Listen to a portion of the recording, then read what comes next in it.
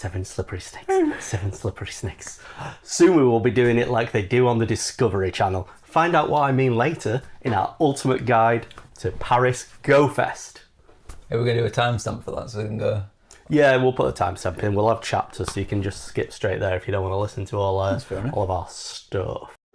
Bum bum bum bum bum bum bum bum bum bum bum bum bum bum bum bum bum bum bum bum ting ting ting ting ting ting ting ting ting bum bum bum bum bum bum bum bum bum bum bum bum ting ting ting ting ting ting ting ting ting. That's fair. Well, yeah, welcome back to the Burly Bantz Podcast. Yeah. It's been a little bit of a break, but we're back again. We're going to have another night on the sofa after what must be a month or two. This sofa. So we're going to just discuss what we've been doing this week and probably from weeks before. As always, we're going to compete for meme of the week. Yep. Have you got a good meme? Yeah, I do. It's pretty good. I don't know if you can beat my meme. Well, we'll see. And we're going to rate a takeaway from months ago that we pre-recorded. You might be able to guess when you see the takeaway bit, and then link that to which episode through what we're wearing. There's a couple of little small hints that maybe you'll know when we filmed that one.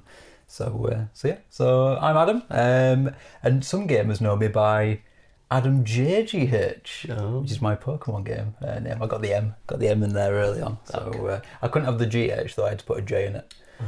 So yeah, the Australians got there before me, unfortunately. So yeah, and this week the main thing we're going to get prepped for Go Fest Paris, and always we'll be doing it with my co-host.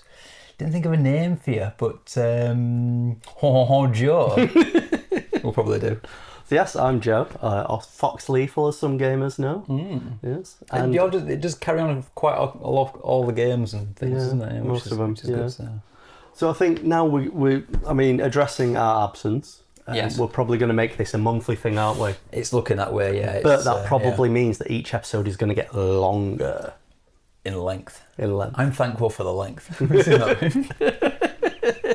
going to have to change things to meme of the week, meme of the month. No, it's always going to be week. Meme of the week. Yeah, it does sound better, doesn't it? If you've got a problem with that, well, you know where the comment box is, the Burly Bantz box. Bantz box. Yeah, the Bantz down below. Get in there. Or email us, or come in the Discord, join our Discord. Get in the Discord, yeah. We still need to do stuff with that, I think. Yeah. I checked the email the other day. Still no emails. No emails. Did you check the right email address, though? Yeah, I think so. Because we have the email address for all the admin like socially stuff, yeah. But then we have the random email address just for people to check them both. Nothing in there. So did the first two emails. I'm ill from Joe was also lack ill of, as well. So yeah, from lack of emails into the email. Yeah, not because he went on a plane and caught a lurgy. You know what? That's like my second cough today, so I think I'm really on the good side. On the way up. Yeah, and I've walked. I've painted a fence. We've discussed that. Yeah. So you've done some physical stuff today. So. Yeah. But anyway, let's forget about that, and we'll tell you who is sponsoring this week's episode. Oh, Jesus. So, have you ever listened to a podcast and thought, this is great, but I wish I could see it? Well, I've got great news for you. Our Sponsible. That's a new word. That's the word of the day. Word of the day. Sponsible. Our Sponsible is Readable, the groundbreaking service that brings you your favourite podcasts in the format of words. Right. That's right. No more struggling to remember what a guest said 3 episodes ago. Now you can look at it with your eyes. This is brilliant. So, Readable uses cutting-edge typing technology to transform the spoken word into readable, viewable, and get this, silent form. Oh, nice, yeah. It's like subtitles, but not on paper. But also on paper. Yeah. Subtitles. Yeah. Yeah. And we brought, not just on paper, but we brought this to screen in a handy phone app where you can read. But now we're taking it further anyway. You know audiobooks? I do, yeah. So they're great and everything, but you have to listen to them. You do, unfortunately. So we're introducing a new innovation with Readable. And this is exclusive, our exclusive. We're the first people to tell people about this. Sure. Readable for audiobooks. We're converting audiobooks into book books. I like this. This revolutionary. This is I like this, yeah. Now you can read a book instead of being forced to endure the soul-crushing torment there is listening to someone else read to you. Yeah. And Who's got time? just to kick it off, we've enlisted the help of celebrities. You can read your favourite audiobook Yeah. in the handwriting of Stephen Fry, God, yeah. KSI, Yeah. and BTS, just to name a few. All known for their really legible handwriting, I've heard. Exactly. Yeah. Okay. So join the literary revolution today and visit readable.fakecompany.com Oh, nice. and experience the magic of seeing words with your eyes, because reading is the future. It is. Yeah. Disclaimer, Readable is not responsible for any sudden literacy, overdue library fees, realisation that your favourite podcast host has terrible grammar. Readable. Yeah. I feel like you've. I feel like this is like an idea that's been done before, a long time ago, and you've just made it more complicated. I feel like you want to talk about books. These are books. I did see that. Yeah, books.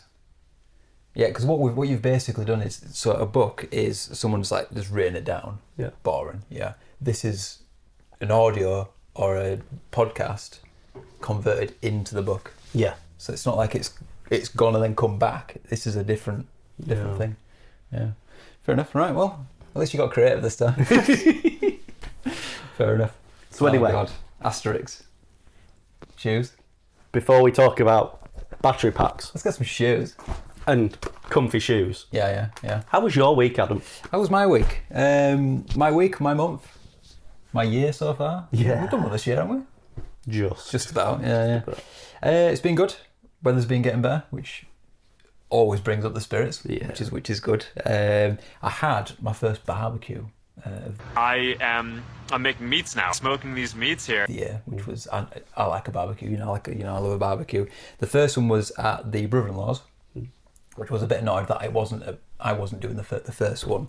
But as you know, my barbecue has been stuck at John's dad's house for about 2 years now. And it's mainly because we couldn't fit it in anyone's car. It turns out it fits in his car.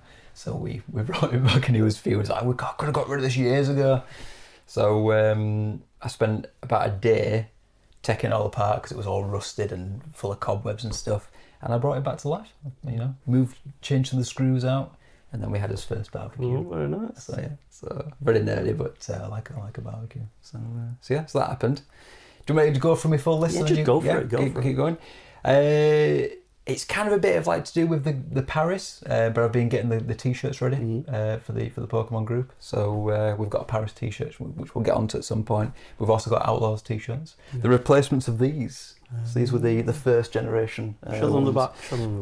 The back's got most of the stuff on. So so the new one's new design. Did you change any buildings? They're all the same. Same buildings, but I refined them slightly. This one had loads of little tiny bits on it. Crenellations. Little bits. Got rid of all those, neatened it up a little bit, simplified it, made the buildings a bit bigger. Buttresses. Buttresses.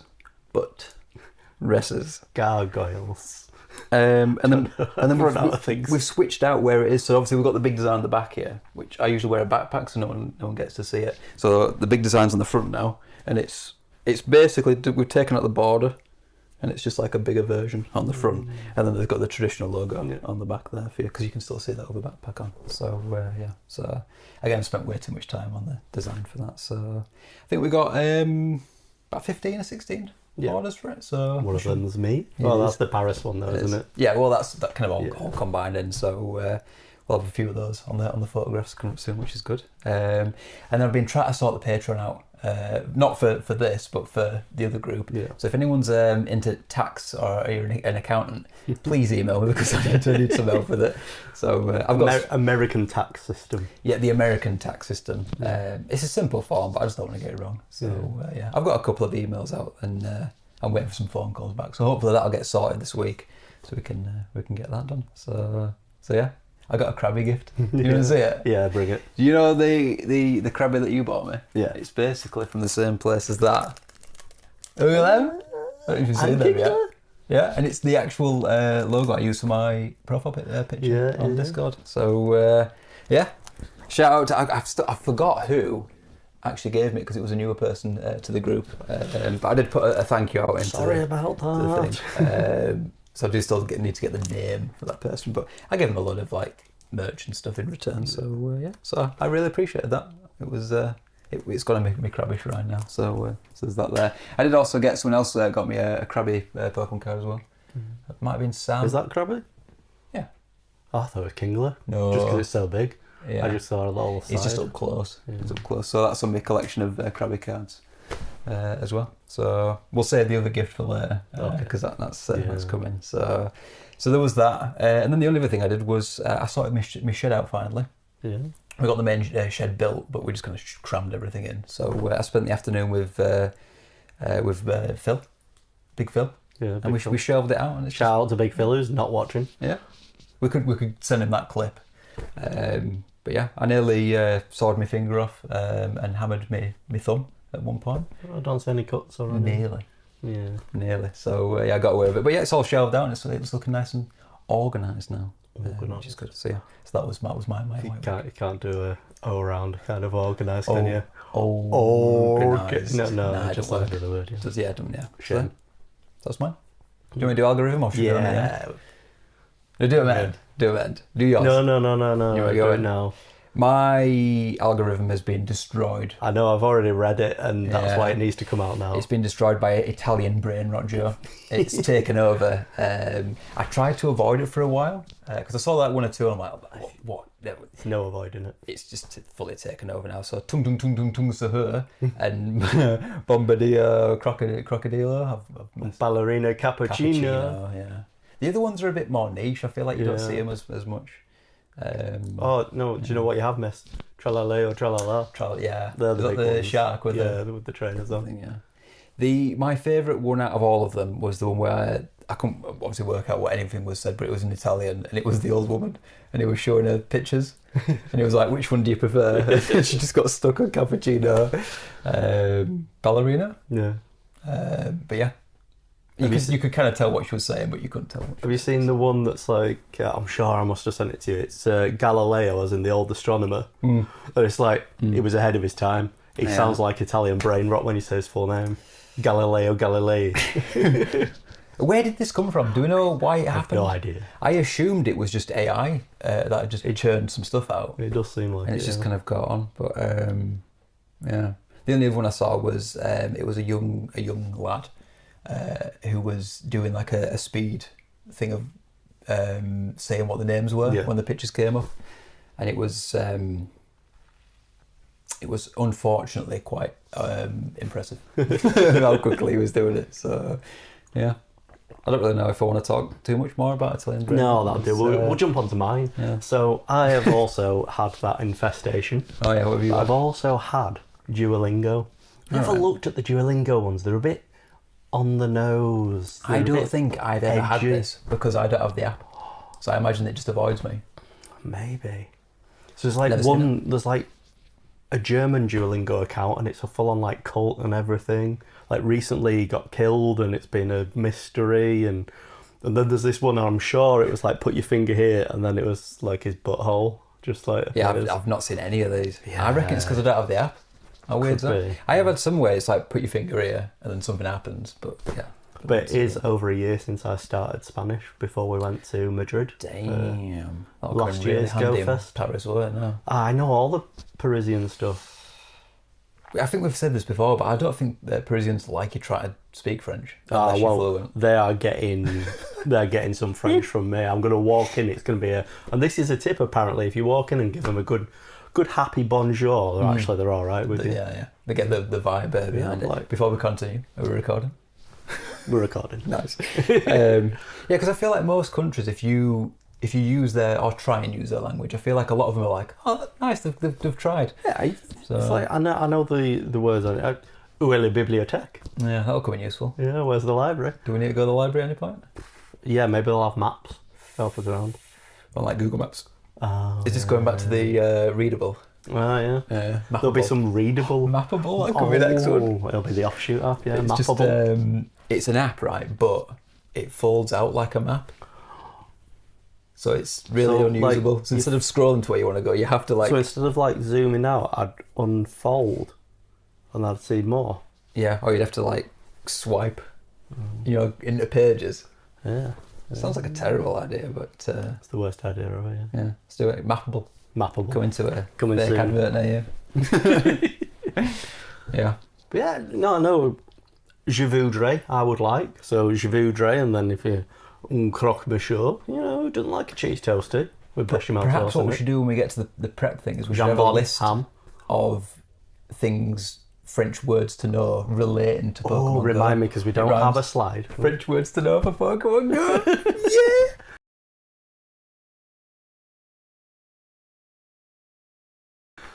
Title. Yeah, because I had this problem in Madrid. I forget what the question was. I was trying to ask where the big Niantic sign was, and they just weren't. I couldn't work it out. So I have actually in my prep section that I've done. Have you done it? I have. Yeah, I've got an answer for you. All right, fair enough. Yeah, so cool. So we'll leave that and we'll come back to it later. Yeah, ignore that. So yeah, that's my algorithm. So let's get into some stuff I've done. Yeah, what have you been up to? I got a haircut, but it's been that long since the haircut. You don't even really know that I've had a haircut because it's like a month ago now. I think I noticed the haircut when you did do it. I had to keep this in because I had an idea. I was like, you know how you go to the hairdressers and they're like, oh, what do you want doing? So what I think is when you sat there waiting, you should have literally a character builder from a game, and you'd be choosing your hairstyle off that, and then you just... Surely they could do this with like a smart mirror. Yeah. So when you're looking at it, you can just swap between hairstyles. Because that would be just like Fallout 3. Because that's in front of a mirror. Because that's a mirror, isn't it? Yeah. And 4 as well, I think, yeah. Yeah, I think 4 does that as well, yeah. Yeah. So yeah, that was just my idea. I was like, let's just gamify all of life. Yeah. You know me, I'm all for that. Yeah. I think it would be nice to do it with clothes as well. If you stand in front of a mirror, and you can just switch outfits. I'm sure these are actually probably things, aren't they? They're just not in general use yet. We probably should have Googled it before. You've heard it here first. We brought it to you, the public. And so we want royalties. Whoever invents it. So you think we're nuts now, but 10 years down the line, we'll be throwing this video back at you all. Yeah. Going, we knew this was going to happen. We'll be like The Simpsons. We predict everything. We're the new Simpsons because The Simpsons is crap now. I saw. I didn't watch the video, but I saw a thumbnail. It was like The Simpsons is it going or is it quitting now? Oh no, I think it's still going because they replaced certain people doing the voices, haven't they? It needs to stop. It really does. But I don't get why everyone thinks The Simpsons has predicted things, because what The Simpsons has done is literally just made everything. Haven't they? Yeah, they've done so many things, they're going to have got stuff right. I would agree with that, apart from the fact that some of them are really on the nose. Have you seen the Donald Trump one where he's going up the escalator and then the banner falls at the same time? I'm like, what? Yeah, but I get the generic stuff. That makes sense. Yeah. So you've got what's Nick Frost doing? He is apparently cast as Hagrid. Don't get me started on this. In Harry Potter. Don't get me started on this TV show. Why? I don't think it's necessary. The films did a pretty good job. Yeah, there's a lot they miss out from the books, though. They could do a better job, but is the bits that they missed out worth revisiting? Yeah, kind of. Sure, the films picked off the best bits. I don't know. You missed the whole of Barty Crouch from Goblet of Fire. He's quite a good character. There's what's the Joker ghost guy called?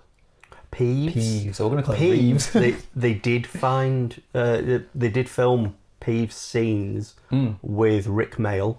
All right. But they cut them out, yeah. So they do exist to a point. I liked him in the game.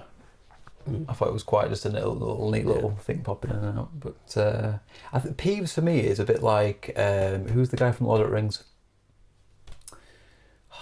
What's his name? Tom Bombadil. Oh yeah. Similar kind of vibe to that, where they're like, these film goers aren't going to get this. Unnecessary, but yeah. But I like the guy. I like that character. But funny. Yeah. So I don't know about this TV show. I don't know if I'm gonna. So you're telling me you do not want to see Spew? Who's Spew? The Society for the Protection of Elvish Welfare that Hermione sets up because she thinks that the house elves are being badly treated. To be fair, I do bring this up quite often because obviously John's house elf welfare. Yeah, John's a Potterhead. Because obviously when you go underneath, I'm like, they're basically slaves, aren't they? Yeah. Today's subject, is slavery. But apparently they want to be. They want to be or something. I'm like, don't know about that. They want to be slaves. It's fine. They want to do it. It's like, it just seems a bit. Yeah. Yeah. Don't know if I don't. But no, I'm not right about everything. Well, we'll see. So next one is, we talked about split fiction. We did, yes. So split fiction is like the next game after what was it? It Takes Two. It Takes Two. I think it's the third one. That wasn't cross-platform. No, it wasn't. This is though, isn't it? That split fiction is. I thought I'd just point that out because we might have made it a bit confusing. Oh, a little correction on the last one. Correction. We'll get onto it, but I did actually finish It Takes Two. Ooh. So when we get onto what we've been playing. So also Minecraft is getting an update. I saw about this. Yeah. And you can ride ghasts. I think it's great. You can even leash boats underneath. Make it look like a hot air balloon. You see them put the pigs in the boats and you can ride like a carousel. I really want to get on and build like a hot air balloon station where there's like a big tower with gas at the top and make it some kind of postal service. Yeah, I like that. But I like how they have the little goggles that come down. Yeah, it's cute, isn't it? Yeah. My immediate thought was going back to the Outlaw server, was just being able to build like flying, because we're going to do like Pokemon, the like flying ones in the sky a bit easier. Yeah, so that will help because you can stand on top and build. Yeah, but I think if we do that, we should just create it and just because it's just an ornament thing, really. Yeah. So we've been playing Pokemon trading card game. TCG Pocket. Yeah. Digimon looks like it's jumping on the craze as well. Interesting. And that's all I'm going to say because I'm not that fussed about Digimon. No, do they have enough Digimon to do enough cards? Digimon. I don't know how many there is. I don't know how many there are. There's this many. Could be a lot. I'm going to guess 250. Because there was only, 2-3 series? I'm just going to go 92. Yeah, I don't think there's that many. But interesting. Yeah. I'm going to back up on TCG Pocket later as well, because that's in me, what I've been playing. Cool. So, next thing is I went to see the Minecraft film. You did. Yeah. You did, yeah. How did it go? Yeah, it was good. It was good, it mental? A good-natured filming. Was the kids throwing stuff everywhere? No, there was no throwing of anything, but there was repetition of the lines, and there was a bit of clapping, and a bit of cheering. It was it's all good. This for me is one of those things where it's that bad. It's become good. Like I feel like people were memeing on it because they were like, "This is stupid," but then it's become full circle, and now everyone's loving it. Problem is the Minecraft film is just magnificent. It was made for me, right? So it's Minecraft. Yeah. I like Minecraft. We do. I love Jack Black. I really do. I used to. I loved him in Tenacious D. I loved him in pretty much every film he's done. School of Rock? School of Rock, I think that actually might be my favourite one. Yeah. Watched it on a plane.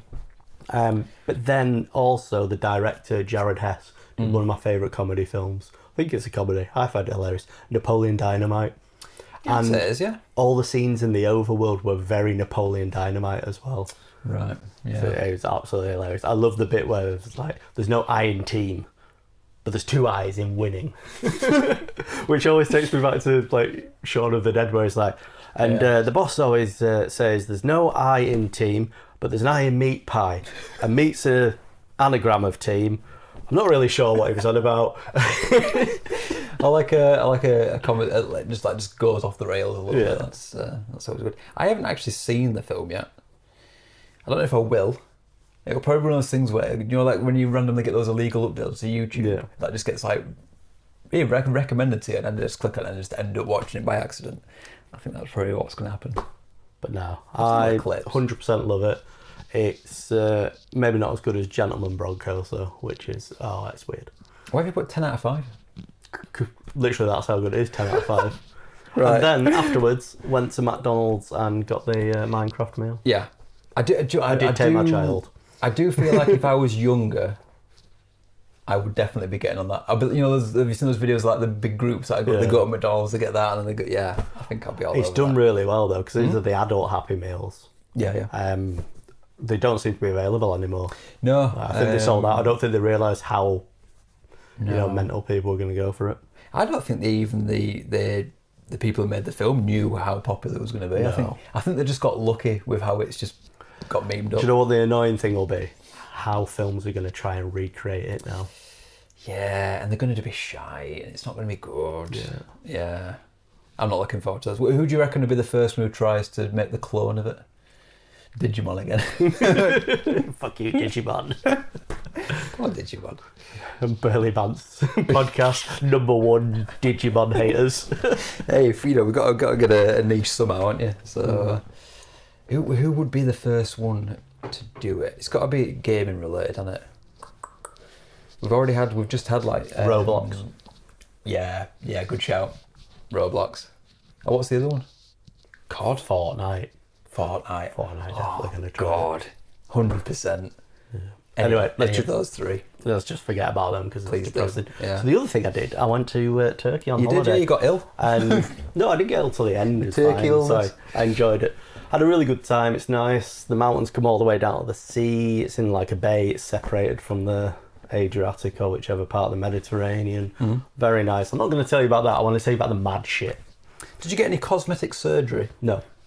Seems like a wasted opportunity. Still the same. No turkey teeth, no hair transplant. Wasted no. opportunity? Yeah, you're in Turkey. Get something. Are you saying I need something doing? No, I'm just saying you're there. Is this So the end of do the it. podcast? Is our friendship ruined? Am I inadequate? I'm not saying it had to be anything that needed to be done. It could be something enhanced. I knew you'd go straight to that. You might want like a longer foot, or I don't know what they do in Turkey. The only thing I know that they do in Turkey is turkey teeth, Yeah. hair transplants, nose surgery. I have no idea. No, you don't need anything, do you? Yeah, anyway. You're beautiful the way you are. Let's progress on. Procrastinate on. Is that what you were going to say? No, progress. Next slide. Yeah. My mouse isn't working. We're back on. There you go. So, mad shit. This Prime. Hat wanker. Is that a brand? It was just written on the window of the shop. I have no idea what it relates to. It's like, Yeah. is it like the Turkish J in between us? Oh And then toxic waste drinks my God. as well as Chupa Chups I feel like I and saw Skittles. a toxic waste brand of something else while I was away once. But it wasn't a drink and it wasn't the sweets, it was something else. But maybe it was them, but in a can, I think. Yeah. I remember seeing it and going, we should do what we did on the Halloween one, but do those. Right, So- keep the mad shit going. yeah, have you got that? I've got a lot. I'll put my mouse down here that I can reach. Oh, Look at that real sad Umbreon. Jesus! Yeah. I almost bought it because I was like, this is just so sad. Look at his little smirk. Yeah. Oh, And then that's the sad. weird like market alleyway with umbrellas. Umbrellas? Yeah, I like that. Keep going, more mad shit. Let's keep the mad shit rolling. I once saw one of them in Spain, but it was like an open air thing. Is that a urinal? Yeah. thing in a sink. You're right on that in a sink. Why? What's going on with this? Yeah, the tap's a bit weird. That's as well. crazy, yeah. I think it's less weird when you see it in Rhino person. cake in the sink. I've never seen that before. Do you reckon people were peeing in the sink? I think they were just trying to keep the sink fresh. Maybe they were washing it to reuse it. I mean, oh, that's horrible. I'm assuming these photos are going to appear while we're going through them. All right, okay. So this is just like Shopping centre. it was like a clothing store, and they just had these fish. That's Just like weird. a fish pond. It seems quite shallow. Like, because you can see the just the clothes there. Yeah, where's that? MGM stores. It's like a Primark, but crazy. It was really cheap in there, and they had like some branded fake stuff, some genuine fake stuff, and then just some non-branded stuff as well. But yeah, Yeah, that's mental. That's They good. don't like a swimming pool as well, which is Yeah. odd. Very peculiar. and then same place, Squid Game. Rubbers? I don't know what they're for this Squid Game. You have to throw them up and catch them, and you throw so many up. It's weird. I don't really know. Is that a bit like Jacks? Never understood how to play Yeah, that. something like that. Yeah. Plastic ball, metal, weird things. Yeah. And then, as you can see, Turkey also has Tesco. Oh, yeah. It's Noah. The most sus. Yeah. Is that the first time it's been featured? Yeah. I'll put Billy Bear Ham over We're there. going to blur him out, yeah. No, Can't give the extra views. It's just, Tesco supermarket. yeah. Were we talking the other day about when they were doing those, corner shops were doing those rebrands, like Singbury's? Yeah. Did we mention that in a part of the think so. episode? What was the other one? But Morrisings. I'm sure I saw one shop, it wasn't this one, it said Tesco on one side, Asda on another, and Sainsbury's on another. With the all correct for the colours? same shop. No. I do appreciate this one is the correct colours. Yeah. Needs a bit more red, I think. But yeah. Probably just a coincidence. Did you go in? No. No. I assumed that's where the thingies were. The toxic waste drinks. They have Dubai chocolate just everywhere. About £2 as well for a bar, which compared to what everyone else is charging is cheap. Yes, yeah. Did I hear that they've now created a pistachio problem? Oh, have they? I think they've made or sold too much that they've there isn't any left, apparently. So I heard. I don't know if that's true. Yeah. Did you taste some? Yeah, it's alright. Was it alright? The texture seems odd from that photograph. Was it solid or did it have was it fibrous? A bit fibrous, but I like it. Yeah. It looks a little bit of a crunch. Did it taste like just regular chocolate? Or? No, it's nice. I quite like it. Did you bring some back? Yeah, I did. Could we eat some on the podcast? No. I Next didn't slide. bring it with me. So this, I don't think it's a very good picture, but those slides... Are they coming out of apartments? I feel like they just turned some apartments into slides. That's incredible. Because it's literally in the middle of loads of hotels and flats and... Oh, so that's not a room? No, I don't. You just go through it isn't anymore. But it looks like they turned an ex-hotel into bloody slide town. What I was hoping is that you have a slide coming out of your room. Can you imagine that though? You get your towel. Oh, that could be a problem actually, because if you're going to come out of the slide into the pool, all your stuff's going to get wet. Yeah. So maybe you have a little lift that just takes it down at the side. You send your partner, wife, kids, whoever. Get some chairs, put all the towels out. I'm off down the slide, bitches. Straight down. Yeah, I like it. Yeah. And then random store called the Nigels. The Nigels. Shout out to Nigel. Yeah, any Nigels out there, shout out to you. Yeah. Gold legs? Yeah. I love gold. Like shit Terminators. Pretty good. Talking of Terminators, it's kind of algorithm-ish. I'm getting American Pie shoved into my algorithm randomly recently. So I watched, the last one I watched was Finch's Best Moments. Shout out to Finch. So we went on a trip, and these are the king's tombs. What? So there's a local king, and they need to be buried as close to the sky as possible to ascend. They also have to be buried with all their gold and everything. That's why it's in the cliff face, so that it was harder to get robbed. The big one's the king, I think, is wife's to the right, and then his 4 children. And, damn. Yeah, so apparently it took about 30 years to build them, which when the average lifespan's 30, you probably have to start them as soon as you're born. But yeah. Yeah, that's nuts. So there's a crazy story which the tour guide told us. If you want to go to the next picture. So apparently the one on the left here, can you see the little stone building sticking out the trees? This guy, yeah? Yeah. So this is supposedly to commemorate that king's sister, because they were twins and they fell in love. And what happened was his dad, the king at the time, kicked out the son and went, right, go find your own kingdom because you're not doing it with your sister. Yeah. Right? It's wrong. So he went off, obviously had his family. She got married off to a Persian king, realised that she still loved her brother, ran off, went to find him, and she's like, oh, I still love you, we should be together. And he was like, I got a wife now, love. Moved on. And apparently she chucked herself off the mountain there, and he built that to commemorate. Yeah. Sorry I didn't do it. Yeah. And it was her tears falling into the river that make it salty. Right. But it's actually just because the river's connected to the sea. That makes more sense. But the real reason we went down... Upon seeing the watch he's dreamt of but never described aloud, Jake cries tears of soy. Hey, you're watching Jake and Amir. And yeah. Tears of salt. The real reason that we went there is for this. Crushing turts. Loggerhead turtles. He looks done with life. No, they were loving it. We got a very good day, apparently. We saw quite a few turtles. Endangered. We bought some crab at a very expensive price to feed to them. Yeah, nice. But yeah. He kind of looks like... Really cool to see. If he could talk, I would imagine he would sound like Cleveland from American Family Dad. Guy. Oh, Family Guy. Family Guy, yeah. It just seems a bit very monotone in his way. Did you crush any turts?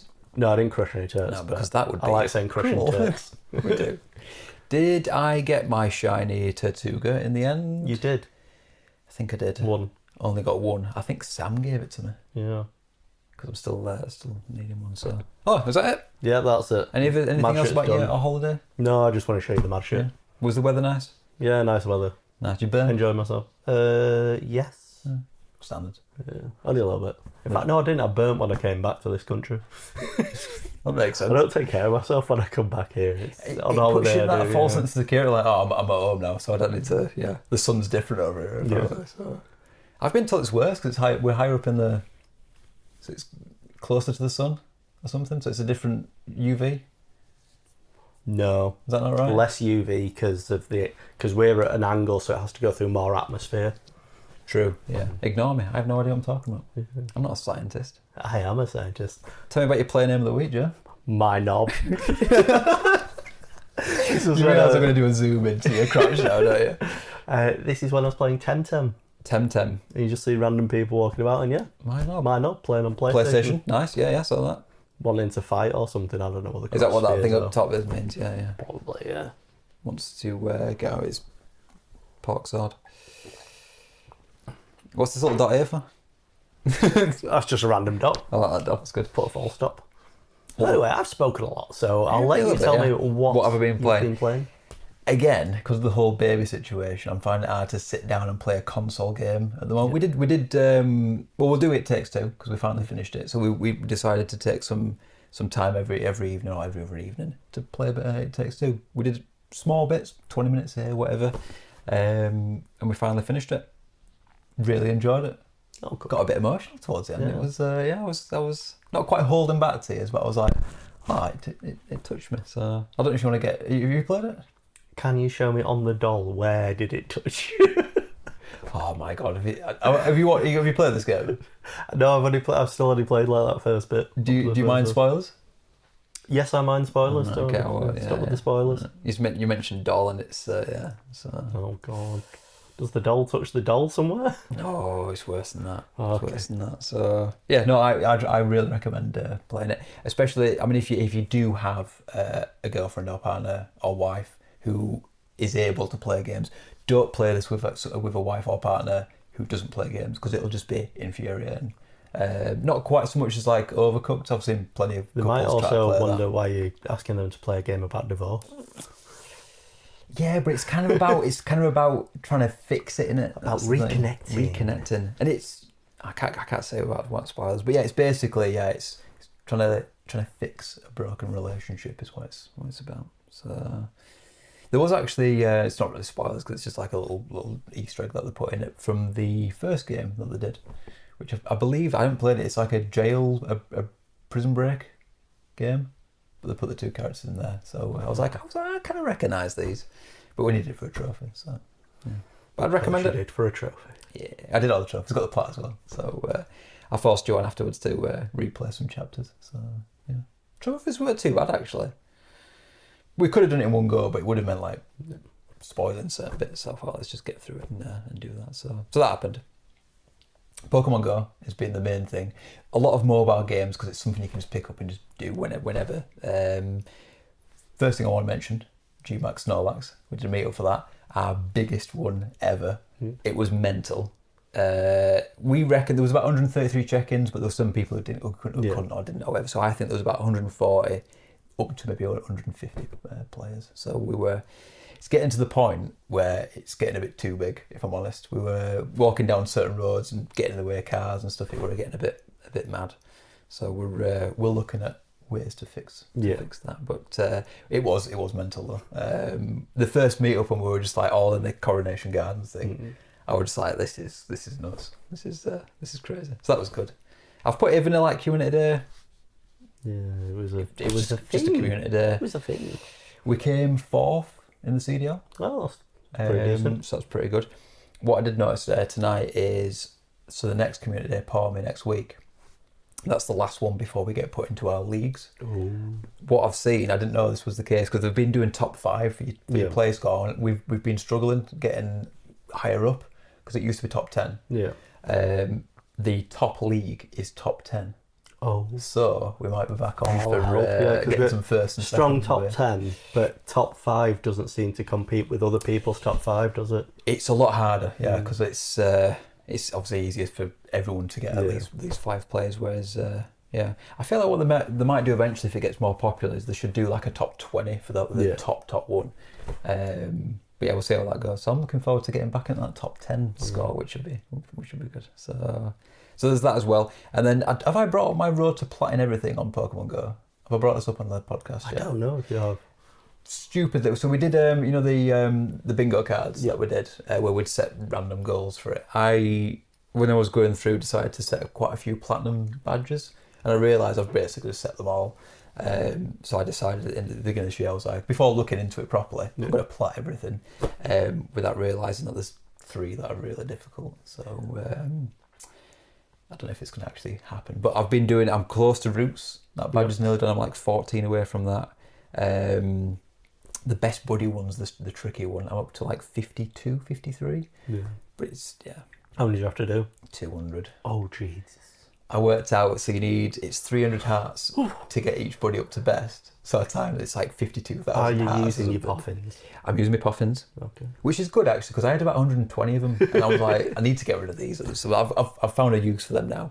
So I'm down to about 70 poffins. So I do need to get some more poffins. So I'm gonna have to start scanning stuff. Yeah. I'm trying to find stops that I can scan without looking like a weirdo, because you have to like walk around like this. I'm like, the last one I had was outside like a school. I'm like, I'm not doing that. No. So I found a post box at the bottom of one of the routes I'm going to do to get some more, because I'm running out of those. So I'm even doing the Go Plus sleep thing, because you get 2 extra hearts from that. So yeah, we'll see how that goes. So yeah. Then the other ones I've got Brawl Stars. Just to quickly mention, I've maxed out every character on Brawl Stars for free. Not paid any money into it. Clash of Clans. Yeah, I've fully maxed out the builder base. Got nothing else to buy, so I've got a load of like elixirs and gold and stuff. Can't even spend it now, so I'm a bit like, what's the point of this app? Can't even do anything. And I'm also 34 walls away from maxing Town Hall 13, which means nothing to you, but I imagine someone out there is like, that's pretty good. Make sure you max everything out before you move on to the next Town Hall. Don't rush your Town Hall, Joe. Don't rush your Town Hall. And then I've put a thing for TCG Pocket, which we mentioned earlier. I don't know what I'm doing with this game anymore. I don't know if I'm continuing it on. I think I'm out. I think I might be out as well. It's getting a bit too much. Because they brought out the new set the other day. Yeah. I opened my 2 free ones, and then I did 10 of each. With your time hourglasses, yeah. Yeah, and then I just thought, I haven't even touched it since, so I'm just like, I think I'm done, yeah. For me, it was there was some promo cards that I think I might have either missed, or I just don't know why I haven't got them. Some are premium as well. Yeah, so I'm never going to get them. Yeah. So I'm like, so I don't know.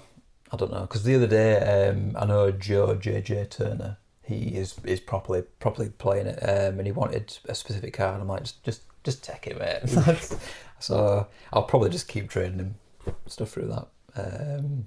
Maybe in return he can give me some shinies that I'm missing on the Pokemon Go decks.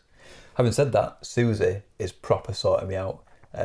She's gone through her entire list of don't care for shinies. She's like, oh, you can have this, you can have this. So Wooloo's finally sorted, because I can't fucking get them for the life of me.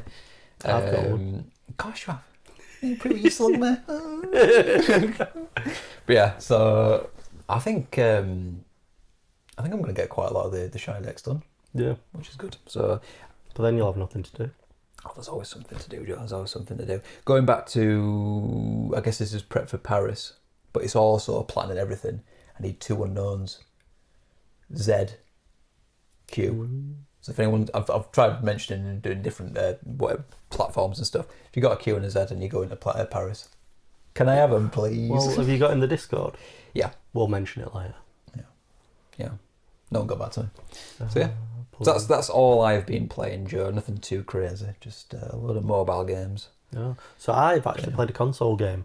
And I bought it when it came out, and then went on a holiday, so kind of split played it. But I have completed it. I haven't platinumed it, but I will, because I have enjoyed it. Nice. That's good. Is the platinum hard? Have you checked the difficulty rate on it? No, it's not. Fair enough. I don't think. Anyway, we'll find out. There's a couple that maybe are going to be harder than I think, but okay. Be a bit more luck. But yeah, just have to try a few things, won't I? Yeah, there'll be ways to do it. So anyway, there are difficulty settings on it, which change the way you play. They give you like 3 areas, and they changed the difficulty of it. Basically, you can like have a really easy run through where everything, but you can make the exploration harder, or you can make the survival harder, or you can make the combat harder, that kind of thing. And they have like preset versions of it, so you can just choose which one. And I went for like the recommended one, which is like 2 out of 3 on everything. Right, okay. There were no like mission markers. You got a mark. It'd tell you where stuff was, and you could put your own mark on, but it didn't say like go here to get your mission marker. Didn't hold your hand. No, I think you can turn things like that on, but not when I played it. Yeah, that's fair enough. You haven't mentioned the name of the game yet, by the way. Is this like... See, it's a mystery game, so I'm not going to tell you... No, it's Atomfall. it's like is it Stars in Your Eyes, where they were like, they just describe who they were singing as? Some smoke. Tonight, Adam, I'll be playing. I'll be playing Atomfall. So yeah, it's kind of like, well, it's not like Fallout, but it's a, some of the vibes, some post-apocalyptic kind of thing. There's a quarantine zone in Cumbria around the wind scale, which is now Sellafield, or part of Sellafield. And you wake up, you're like, I don't know what's going on. Yeah. That's that old trope. Yeah, and you basically got to get out, and that's one of a lot of the trophies, or at least like 5 or so, is escaping with a different person. Escaping the city, or the quarantine zone. Oh, the quarantine zone. It's not city; it's like countryside with like village here, and just village. Yeah. So so it's one of those games where it's like you've got to. Can you set a save point? Yes. And then you can just keep going. Yeah, I like that. That's the standard trophy hunting. Yeah. I've got 2 save points. I've got one that's far enough back. Yeah. That I can do several people, and then I did one later because I'd done something at the end, which meant I could go with 3 different people, so I just loaded it up. Nice. And did them instead of going further back and having to complete the end bit. Did you ever play Heavy Rain? No. That was a nightmare for trophies because it was like one of those, it's like a story thing, but it had a million different ways or different endings, but it all depended on who died, who survived. So you had to like literally, it was like a spider diagram of he died but she survived, but he did this and did to get this, and you just had to keep going backwards. All like were a nightmare. So. But yeah, it's a mystery. So you're grabbing bits of information off different people. There's like the army, there's normal people there, there's scientists, and it's not a spoiler, there's a mysterious phone person that just rings up all the phones. Like they're in the traditional like red phone box kind of thing. Nice. And if you progress in the story, and the next one you go past will ring. Right. So yeah. I feel like that's kind of similar to who's the guy from the guy in the suit. Not Portal, but the Half-Life. Man. Oh, right. No, Slenderman. Similar, actually. Similar vibe. What's the guy? I don't know what he's called now. From Half-Life. But you just have you played Half-Life? Yeah. You just randomly sometimes you just see him every now and again pop up. But yeah, I enjoyed that. There's a lot of references to cricket, with it being British. You do find these outlaws, and they've got like the full-on cricket pads and a cricket bat. Yeah. What year is this then? Is this like modern? Is it like 63, something like that, 1963? Is it one of those where it's like kind of cyberpunky, kind of like there's a bit more added technology for the year? Yes. Kind of thing, yeah. Yeah, the name for it. Just a little Steampunk? bit, because it all kind of folds into the central mystery of what happened at the power plant. History. Yeah. Maybe is that the word I'm looking for? It is, yeah. I was very happy to find that tea just makes you better. You'll just find a random teapot. Nice. And then it pours the tea. I saw this in your video. Yes. Yeah. But there's no animation to do it. Just the teapot just animates itself. Like levitates itself. But you can also get a box of tea which you just eat. Nice. Or you just consume it, and that keeps your heart rate down because you've got heart rate or stamina.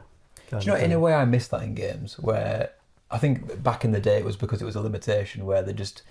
Instead of pressing a button, the button you just walk up to it and it just happened. I don't know if I appreciate the whole thing that was like press the button. There's a whole animation for a guy like yeah. Like, who cares? Like get me in the door. So I appreciate the floating tea. animation. It was good. One of the first things that I noticed was there's a waterfall, and as a gamer, I just think Straight through it? straight through it. Absolutely. Guess what? There was something through there, wasn't there? I'm always disappointed when there's not one there. It must have been years ago. I was playing a game with Joanne. I can't remember what it was, but there was another waterfall, and I went straight through. She's like, "How did you know that was there?" I'm like, "You get to know these things. I enjoyed the metal detector. Yeah. It'll come up in the bottom of the screen. It'll just like suggest the metal detector. So then you bring it out and then you search for it. As in like... Yeah. Has a direction, and then it has a closeness kind of dial. And you go and sometimes you get like a special lunchbox, or you just get a normal metal case. And What's in the lunchbox?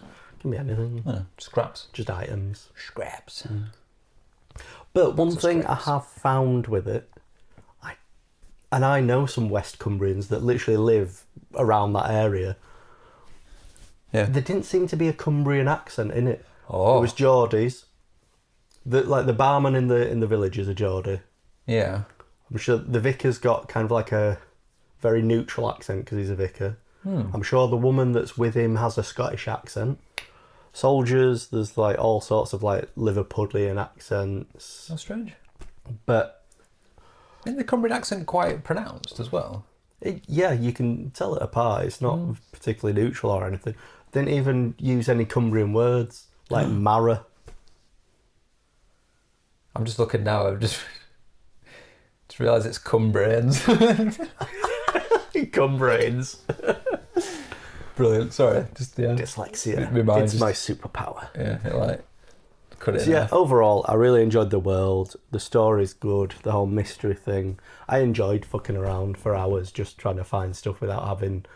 I actually kind of did it in a way that I'd done everything, but I hadn't really progressed anything. So then I got to a point where in the last couple of hours of playing it, I was progressing everything really fast. Yeah. Because I was just like, they were like, I need you to go find this. I'm like, I've already got it. Yeah, just tying up all those loose ends.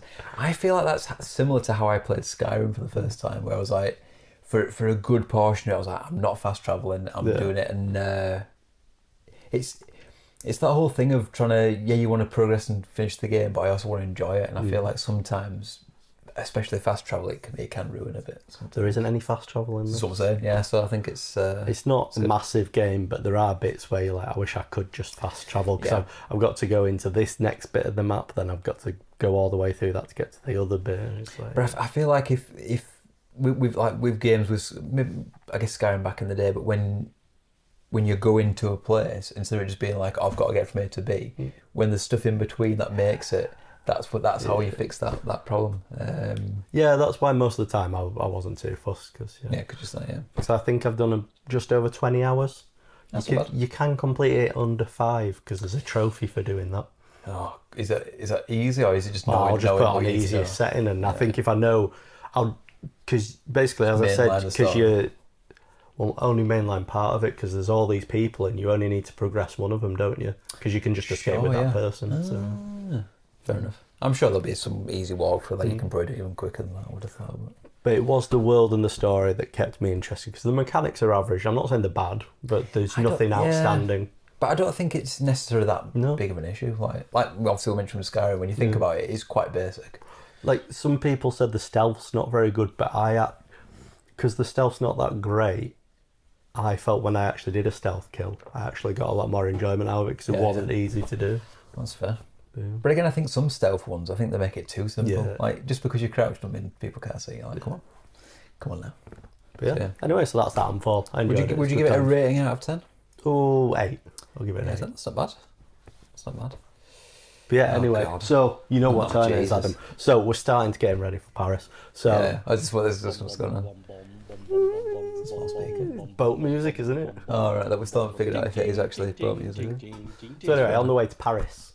Right, we're actually getting back onto the Paris thing. We're going to need some entertainment. Yeah. But here's our suggestion for you. Oh, God. For you guys out there. Yeah. And I know we referenced the Bloodhound Gang, but very beginning. We're not suggesting the Bloodhound Gang. Oh, we both have a mutual love for Bo Burnham, don't we? Shout out for Bo Burnham. We're going to introduce you to his works with the top 5. That's the top 5 each, which will probably be some crossover. I've thrown in 10, but we can... Bo Burnham songs. get off, but yeah. So, let's begin. This was one of these late night things where I just randomly messaged you in our Discord and was like, we need to do this at some point. Yeah. So, yeah. So anyway, I just wanted to show you this clip anyway. All right, okay. I'll press play on this. Yeah, just... If you want to know what kind of person someone is, you see the these internet content they grew up on. Like if it's Happy Tree Friends, they now think I might have experience seen this, yeah. paranoia and fear, and it's because they grew up watching adorable little woodland critters getting the final destination treatment, and now they live in a bird's nest made out of pillows and refuse to step outside because they're convinced it's hazardous to their health. And old Greg people, those are the meme lords who make obscure jokes and references. Oh, Greg. Do you like the My Vish? Do you know what? I never watched it when it came out, but I've seen many clips from it since. Now, Charlie the Unicorn people, they have a similar technique, but it's more unhinged. I think these people are basically goblins in a sparky See, I'm not a Charlie the Unicorn. I'm a Llamas and Hats guy. Oh, in well, fact, yeah. I actually said it today. I came home because I took Nathan out for a drive to get him to sleep, and I was starving. And I randomly just said, what's the full line? It was something like... all I can remember is the one about killing people. Well, no, I'm really all, just it's like, like, what you're going to say. It's like I was hungry for hands or something. It's like only hands can satisfy. But yeah, I said it today. But yeah. Go light something on fire and topple the system. I'm proud of you. Yeah. The red versus blue kids have spent over half their lives in video game movies and watching Let's Plays. Whenever someone forces them to go outside, they throw on a metric ton of body spray so nobody can smell the many hours of dedication they've put into their craft. Now, the Homestar Runner kids were the only kids who actually had parents who cared about what they watched. Like, somebody was making... Could say I didn't watch that. The internet where all the brain rot was, so they're probably just a little bit less emotionally damaged than the rest of us. The people who are into the Potter Puppet Cats, those were the kids. Those kids got freaky. They had this whole facade of wholesomeness. Is that stupid song? Dumbledore. Not parent proof. If you even recognize this one, yeah, it was great. Yeah, boy. Immediately. No, you don't understand. I'm an artist. I do animation. Oh yeah, what kind? Sus animation. What was that show hitting us with? Paper, I think. But yeah, I think Bo Burnham should be on it, or at least like comedy music from... I do find it's incredibly niche. Like there's when it was one of those things that I listened to him for a long time, but you never tell anyone. So when I found out that you also listened to it, I was like, thank God someone else that actually does, because no one else does. There was someone that I think is worse. I can't remember What, his Bo name. I feel Burnham? like it was Steven something, and he had a song called Special Ed. Oh well, That's not bringing any. but yeah, I've probably maybe seen it, but let's leave it. Let's go on to the Bo Burnham songs. It was during lockdown. And Danny went, I tried watching Inside, and he says I didn't, and I was like secretly like just like, yeah, I didn't watch it. You know? I just felt the whole of Inside just like summed up like so much. I mean, I was having an existential crisis watching the whole thing. It was, COVID, all the stuff. It was so on point. It wasn't, Which is why it really does feature a lot in my list. Yeah, see, I think I've gone the other way. Like, there's a few in there. Don't get me wrong, but I've gone some older ones. So my first one, White Woman's Instagram. Nice. I do love it. I think that's just all on my the list. references. Yeah. One of the best bits is the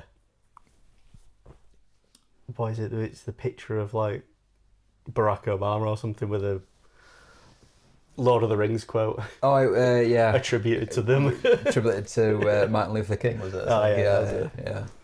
That's a good one, that. I also quite like halfway in between it actually having a bit of a nice subtle nicety when it's talking about a passing of the mum. Yeah. Which I thought was quite nice, but then it's like immediately it's like a cheese salad. It's like fuck that real stuff. But yeah. Latte for Marge. Right, yeah. Tiny pumpkins. My next one is possibly one of the best, and it's a collection of songs rather than the Bezos songs.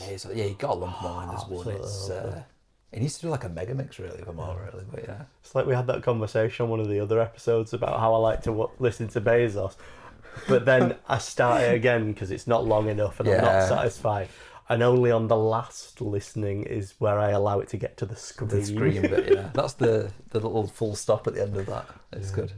That's good to like. Have you got a favourite Bezos? Yeah, CEO entrepreneur, born in 1964, Jeffrey Bezos. I quite like drink their blood and fuck their wives. Absolute highlight. That's the best one. I also do quite like the one off of the outtakes where he's just going Jeffrey. It's like elongated on. Yeah. It's very good. It's very good. And then I do have Welcome to the Internet / Sad, which is an older one. Yeah. And in these, it's the juxtaposition of the good, evil, and weird. Especially Welcome to the Internet, where he's kind of showing how good the internet can be, or useful, and then how terrible it can Goes be. off the rails, yeah. What's the one about making a bomb? It's your Power Rangers. Who's your favourite Power Ranger? You should build a bomb. Yeah. It's something like, here's why women never fuck you. Yeah. You should kill your mom or something. It's very, it's the internet. Yeah. I would say that's the most successful song that he's ever done. It's certainly the most popular. It's got the most views. And Does it? I thought it'd have been Bezos. No, when it first came out, that was all over the YouTubes. It was mad. I don't remember Sad. It's one of his older songs, but it's the same kind of. Let me just skip to my list. Is Sad on my list? No, it's not. No, it's not. It's not. We'll have to listen to it. We should do. Extra content. I was reacting to Bo Burnham catalogue. Well, that's what I also got quite a lot of. It was just people listening to Welcome to the Internet for the first time. I must have seen like about 50 or 60 of them. It's like different people going, you know, the whole meme. I do love the bit where he's describing everything that we've got, and then it's like, and some pencil drawn Harry Potter characters all fucking each other. Little laugh. It just like completely like breaks out of like the rhyme scheme and everything, and it's just this is just breathlessly trying to fit it in. You watched the outtakes, didn't you? Yeah. You see when he's filming that, and there's like millions of them. And it's I quite like that. So. Then the next one from the deluxe edition of Inside 5 years. I don't know why he cut it. Maybe he felt it didn't go thematically with all the rest. I think because he was building up that kind of whole locked inside kind of thing. I think it wasn't. I also feel it was depressing also enough. The only kind of reference to there being anyone else in his life, not just being isolated and as his insane kind of man. thing. Yeah. Funny, I have a vivid memory of this. I think it was at Rob's wedding. Everyone had gone to bed, and we were just playing 5 years on the micro and the speakers inside the thing. Good times. Eating pizza, I believe. Yeah. Nice. But no, I do like 5 years, especially the bit where he goes on about the spider and and then feminism. Yeah, nice to meet you. Yeah. This is the real you. Yeah. I do like it, yeah. I feel like I could do 5 years on karaoke. Yeah. That's one of the ones where... We could do 5 years. Yeah, we could. Like a duet. Duet Rio. Even though it's not a duet. I wonder if there's karaoke at the after party. That'd be amazing. Maybe we should message Ellie. Like, get a microphone, man. Let's get this. Put French people just like, oh, what is this? Qu'est-ce que c'est? Qu'est-ce que c'est? Does 5 years translate into French? Was it 1, 2, 3, 4, 5? 5 años? Sounds good to me. Too much like anus. Yeah, but they don't know that. No, it might be Spanish. So my next one, someone who's not going to be happy about me using the word anus. God's perspective. I thought I had this on my list because I do like it. I do like God's perspective. I like his start that he gets into it. Yeah. It's like I don't ever think that I'm better than you. Anyway, here's a song from God's perspective. That's what I like about it. It's like it's that message of we're persecuting people for all this small stuff, telling them how to live their lives and trying to make people unhappy, and it's just like all in the name of God. And it's just like, if there is really a God, would he care about this? He had this when he was talking about meat in the deli aisle, innit? I think it's this thing. Like, I don't really care what you meat you eat. Is that from the song? I think. Yeah, I think so. It's not about just obviously dietary. It's like, why would I give a fuck about that? Just don't be a dick. But it's like there's a million aliens cooler than you. Yeah. Why would I give a fuck about you? There's a million aliens cooler than you. It's very good. It's a very good song. This is why I like some of his older ones because there was just on point stuff. And then I've got a special mentions section. Oh yeah. Down here. I've got problematic. Problematic's good. It's where he goes off on about Aladdin, and then he's like, "What should I do with it?" The costumes in my mother's attic. Yeah. And then there's that tangent where it's like, "What should I do? Should I burn it? Yeah. What should I do?" Like, what would you do? I don't know. Just leave it in there. But then my next one, 1985.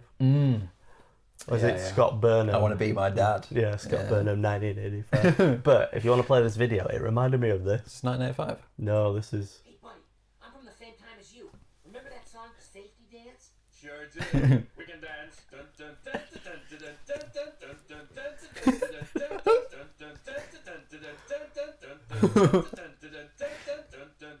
How long's it going? I thought it was less than this. It's 31 seconds. Oh, hang on. You know, that dance wasn't as safe as they said it was. Safety Dance just reminds me of Scrubs. Yeah. He's like, Turk's like, you can dance if he wants to. My next one would be content. Content. The one that always gets me. Rabbit's been a little depressed. No. Yeah. It's good. I don't think there's much else to say about that. It's And then my last one is your first one. yeah, All Eyes on Me. My last special mention. Yeah. I feel like when All Eyes on Me came on the first time I watched it, it was when I had a proper like moment of like, we're fucked. Like, I just because I was on my own. I think it was like pitch black in the dark, and I just remember just having like one of those like existential like moments of like, we are actually screwed. Like, what's going on? Like, yeah, it's very good. So that's The Art was my first one. Personally, for me, it's the bit like, put your fucking hands up. Yeah. I like the bit where he just full on goes crazy. But yeah, like, he has an fuck, existential yeah. crisis during it, doesn't he? Grabs the whole camera. It's very good. It's very good. A lot of mine kind of have that undertone of like, I've got like crisis going on. Yeah, pretty much. Because my second one is Can't Handle This. This is the Kanye West mock-up. Pringles Can. Yeah.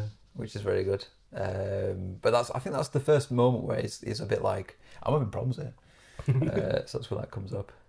I can't remember some of these ones though. I'm going to skip a few of these. Country Song is brilliant. I like that one. I've put it down here number 10, but Breakup Song. That's pretty good. I don't remember Breakup Song. Breakup Song is the one where the girlfriend wants to break up with him, and he's like a massive dick. He's like, suck a dick. Oh, is there a reply? No, didn't someone do a reply? No, it's in the song. Oh, so he's like, suck a dick, and she's like, and then it like comes back round. She's like, no, maybe we don't have to break up. And he's like, really? She's like, no, lick my clit, bitch. It's very good. Yeah, it's very good. So that's a good one. Just try to pick like 5 out of it. Obviously, we've got white ones in the show. We've done that with 5 years. Lower Your Expectations. That's an old one. I quite like that one. Or just from the title. It's the bit where it's something like, you might find your Prince Charming, and he's like, but he's already dead. Oh yeah, he don't exist. So I was like, yeah, and he flips it back round. So that's pretty good as well. Oboe. Your special mention. That's my special mention. That's one. Is that Bo? Oh my god. No, that's the one where he's in the bowling alley for the video. There's an actual video that he did for it. He's in the bowling alley. The best bit about it is, I think the reason why he picked his name, Bo Burnham, was so that he could. One of his lyrics is "Oboe, play that oboe," and then he plays an oboe at the end. It's very good. There's also a bit where he's got those like laser boxes. Yeah. He's got 2 of them, but he's in a men's toilet. There's a guy at the urinal, and he's just like this. Yeah, the guy having a pee. We need to watch that video. It's a very good one. So yeah, so that's my songs. Cool. So anyway, I mean, get that downloaded for your trip. Yeah. I mean, listen surely to we've got to get some Bo Burnham on the... Do you reckon Glenn likes... I've just realised, obviously, we've got Glenn coming with us now. Do you reckon he likes Bo Burnham? I've not asked him. We'll find out. We could get Glenn to sing some Bo Burnham. I don't know if he does the singing, actually, in his band. Is he the bass player? I don't know. I feel like I should have asked these questions. We should. I think he does sing, but yeah. I wasn't prepared for this. The hat's all the way there. Is there like a hat down here? No. You're gonna have to get me Is aluminium magnetic? No. Oh, I couldn't even got a... Not that I've got a magnet. Fishing rod. Not that I've got a magnet. Magnet fishing. Hold this. I shall hold this. Which one do you want? Just any. What's this one here? I don't know. That's just tinfoil. It's just a mound of tinfoil. Right, so... The crown. I'm wearing the crown this time. Just don't even stay on. Right. I'm going hip. We're going off filter. So anyway, what time is it? It's Conspiracy Corner time. So my Conspiracy Corner is that Sonic is all about American healthcare. Oh, not Sonic. No, so think about it. I'm not talking about the film, I'm talking about just Sonic in general. No, I mean, yeah, Sonic in general. So, Sonic. you're on Green Hill Zone. Yeah. You're going along, you're having a nice time, you're collecting your rings, collecting all that money. Yeah. A ring's Then money? you hit something. Yeah. A spike. Yeah. And you get hurt. And then you have to go to hospital. Yeah, But yeah. what happens when you hit the spike? All your Lose all money, the money. spaffs out everywhere. Because Americans don't have the NHS. Universal Healthcare. Yeah. So you've been saving all that money and then all gone. I'm assuming Sonic was made in America. Yeah. Because then if you look at the film, they go to London to do the dangerous stuff. And why do they go to London to do the dangerous stuff? Because it's good Free NHS. health care. Save the NHS. It's a solid theory. Insurance is obviously when you get the ball around yourself. Yeah. What's the infinite stuff? The star? That's being really rich and being able to afford insurance glitzy. all the time. Yeah. Glitzy, yeah. That's clever. I'm trying to think if there's anything else. There's the sneak, isn't there? That's just running. That's got to go fast. A Robotnik is just Donald Trump trying to come and stop you from having your insurance and healthcare and stuff. Did you ever see the image where they shaved his head and gave him a beard?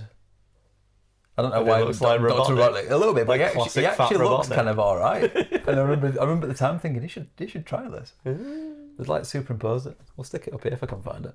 Yeah. God, I haven't seen that video in ages. Little photograph in ages, but yeah. Just just reminded me of Dr. Robotnik for some reason. Don't know why. So anyway, yeah, that's this week's Conspiracy Conspiracy Corner. I don't think there's much I can really say to go against that one. I think it's Yeah. pretty solid, that one. It's what's the conspiracy? Is it just promoting? Well, it's kind of like telling everyone about it, but it's a secret. It's an allegory. So Sega's trying to like get it out, Yeah. like this is actually a bad thing. Like our healthcare system's not working as it should. Well, is Sega Japanese? Oh yeah, Are that's they why just I take- asked. are Yeah. they just taking the piss out of Americans? That could be the other way around. Yeah. Stupid Americans with no healthcare. Yeah, you fall on a spike and you can't afford it. Don't know why, but I just said the when you don't have any rings and you die, you just get that. Yeah. And it's like it comes down. Yeah, I don't think because obviously you compare a lot of this to Mario. Yep. I don't think the death animation is as good as the Mario one because it's like a full. Yeah. And then even if you run out of things, it's like old Traumatic sounds. traumatic times. Yeah.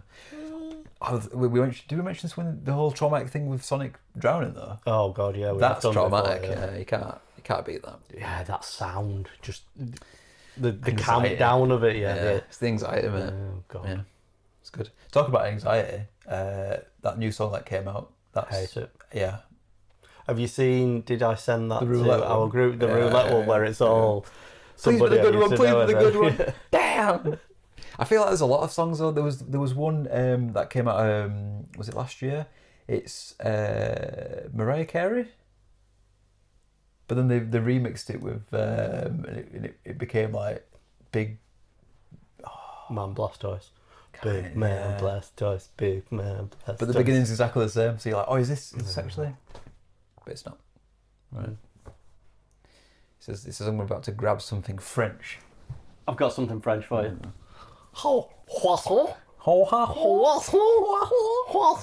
Stop! I could have dropped my croissant. Can I take a bite of this? Yeah, you can do. It's cooked fresh. Fresh. Croissant. I like a croissant. You want the round? It's got oddly sexual very quickly. Do I have to read this? We're not with your mouth full, Adam. I could do. So this is a big link to the discussion about Go Fest Paris. It is. But it's actually like a clue. Oh, to right, we're not our next doing it section. just yet. No, we're just teasing you a Alright, little okay. bit there. Which is teasing. Jesus. This took a very odd sexual turn. We're going into meme of the week. And your meme of the week is... Surprise on Steve. I forgot to use that photo. It's a very crotch shot. Steve. Ooh. We'll What's put, up, Steve? the theme song in there, but yeah. He's up there. Ellen DeBrass. What's that mean? He has arms. It is. I always get the arms and the leg all mixed up. Il est jambes. This is the only French I know, by the way, from this video. So, shocking of Steve. Yep. One of the other gifts that I got was by Vic. She does crocheting. Yeah, it's a very Stevie. She made me a croissant. The arm, she's gone for the thin arms. Because his arms only go big when he's thinner. I got arms. Normally, Il est des bras. just a bit. So he's more Bottom right. jambé or whatever. I just get confused with jambon, which is ham. So yeah. So this guy is currently being. Are you some of the conspiracy theory? Yeah, there's no conspiracies anymore. So this little chap's just been on my bag for the past couple of our events because Krabby is currently On a secret mission. on a secret mission. A secret mission from outer space. Buzz, let you to the rescue. Welcome to the tangent corner. So So anyway, we Yeah. don't need to really Whatever. say anything about Le Poisson, Steve, because if you it haven't explains seen itself. It's brilliant. Yeah. The last one I saw, because for a while I didn't see it. I was like, oh, it's gone. This is it now. It's out of the algorithm. The last one I saw was someone making it out of stained glass, proper stained glass. Have you seen the Jamaican version? Not very I think I have. thrilled Yeah. by it, to be honest. I don't think it was good enough. It wasn't enough of a change. Personally, I like the ones where people get fully dressed up as Steve Yeah. and just go around in a field, just doing the actions. But no, Steve's good. Yeah. Why is it so robotic? I don't know. Do you know there's a part 2? No, I did not. There's a part 2. It's basically the same thing, but it's a bit more. There's a bit more to it. Bit more Steve. So look at part 2. Yeah. We'll probably look at after this one. So, yeah. Steve, Can you guess what I've got? is it Paris related? No, not all really, but still musical. I can't remember which side you ate. Well, you just do it all. Are you enjoying your It's actually quite nice. I like a croissant. Just for you, Steve, that was. So anyway. we usually we eat croissants with melted chocolate. I really like them with jam. Jam's also good. With jam in. I'm a jam man. Jam man. Jamming. The 5th J of Jelly Jams. How does Bob Marley like his croissant? I thought it was donut. No, croissant. We're jamming. We're jamming. Jamming, yeah. I've no idea what your meme is. So it is. If you want to go to the next one. Is it what you sent me? No, I haven't. I've been hiding it. See, I tried to hide You were Steve for unable to ages. hide Steve from me. I'd already had it. You probably got it because I've been watching them all. Probably, yeah. But I never like anything, so you'll never know. You're not Michael. Oh my God, there's 3 here. So there are many parts to this. So have you heard Lady Gaga's song? Abracadabra, Yeah. na. Not a massive fan of So it. Yeah. it's that, Right. but it's Pokemon themed. If you want to click the first one. I don't think I've seen this.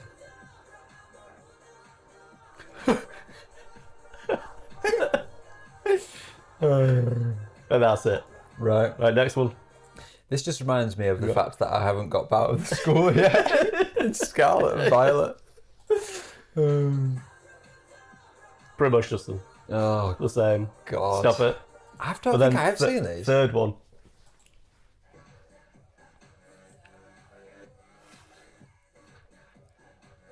He's got the spoons.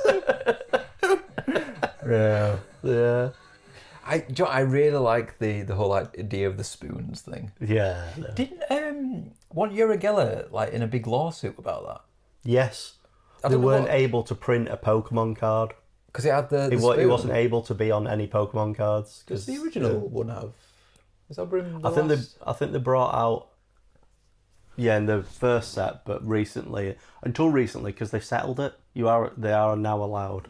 I'm currently looking at the Pokemon cards on my wall, but I've taken Yeah, I I've think it's taken in the down first if it's bit. in the first section. Yeah, Yeah.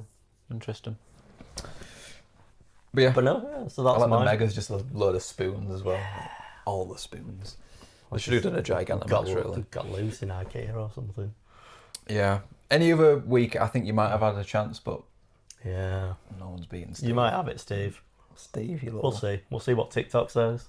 orange fish. Fishman. See, that the issue is getting to the next screen is an issue. Right. We're good. So anyway, what Yeah. we'll come to next is the takeaway Yeah. rating. So I brought a baguette.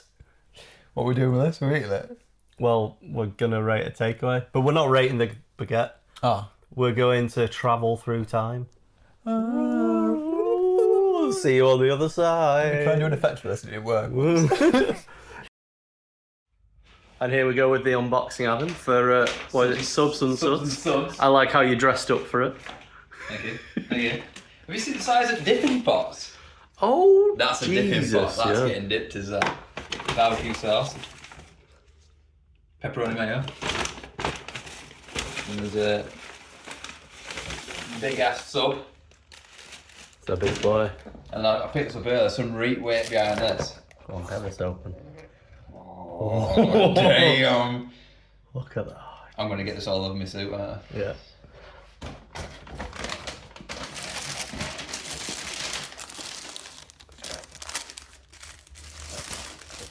The chicken palm. God damn. The cheesy man. Right. So yes, on to the takeaway rating. Takeaway rating. So where did we go this week? We went to Subs and Suds. Oh yes, we did. I've been meaning to go there for ages. Shout out to Kieran who brought it to our attention. He did. He saw the opening times. He was the first person to buy from there. What, the first person ever? No, I think other people bought, but from the people I know, he's the first person to buy from it. So, not the cheapest. No, it was not. It's like on par with a curry, Yeah. which take it how you take it, but yeah. Although we've ended up with too much food.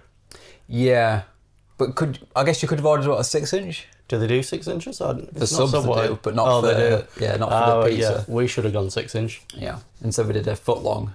Was it a foot long? Yeah. Of both. Yeah, full on foot long. So yeah. So it was 45 minutes. Again, not too bad. Yeah. They rang us up and said, because of the pizza that you've ordered, which was like a Chicago deep dish pizza, takes extra time to cook it.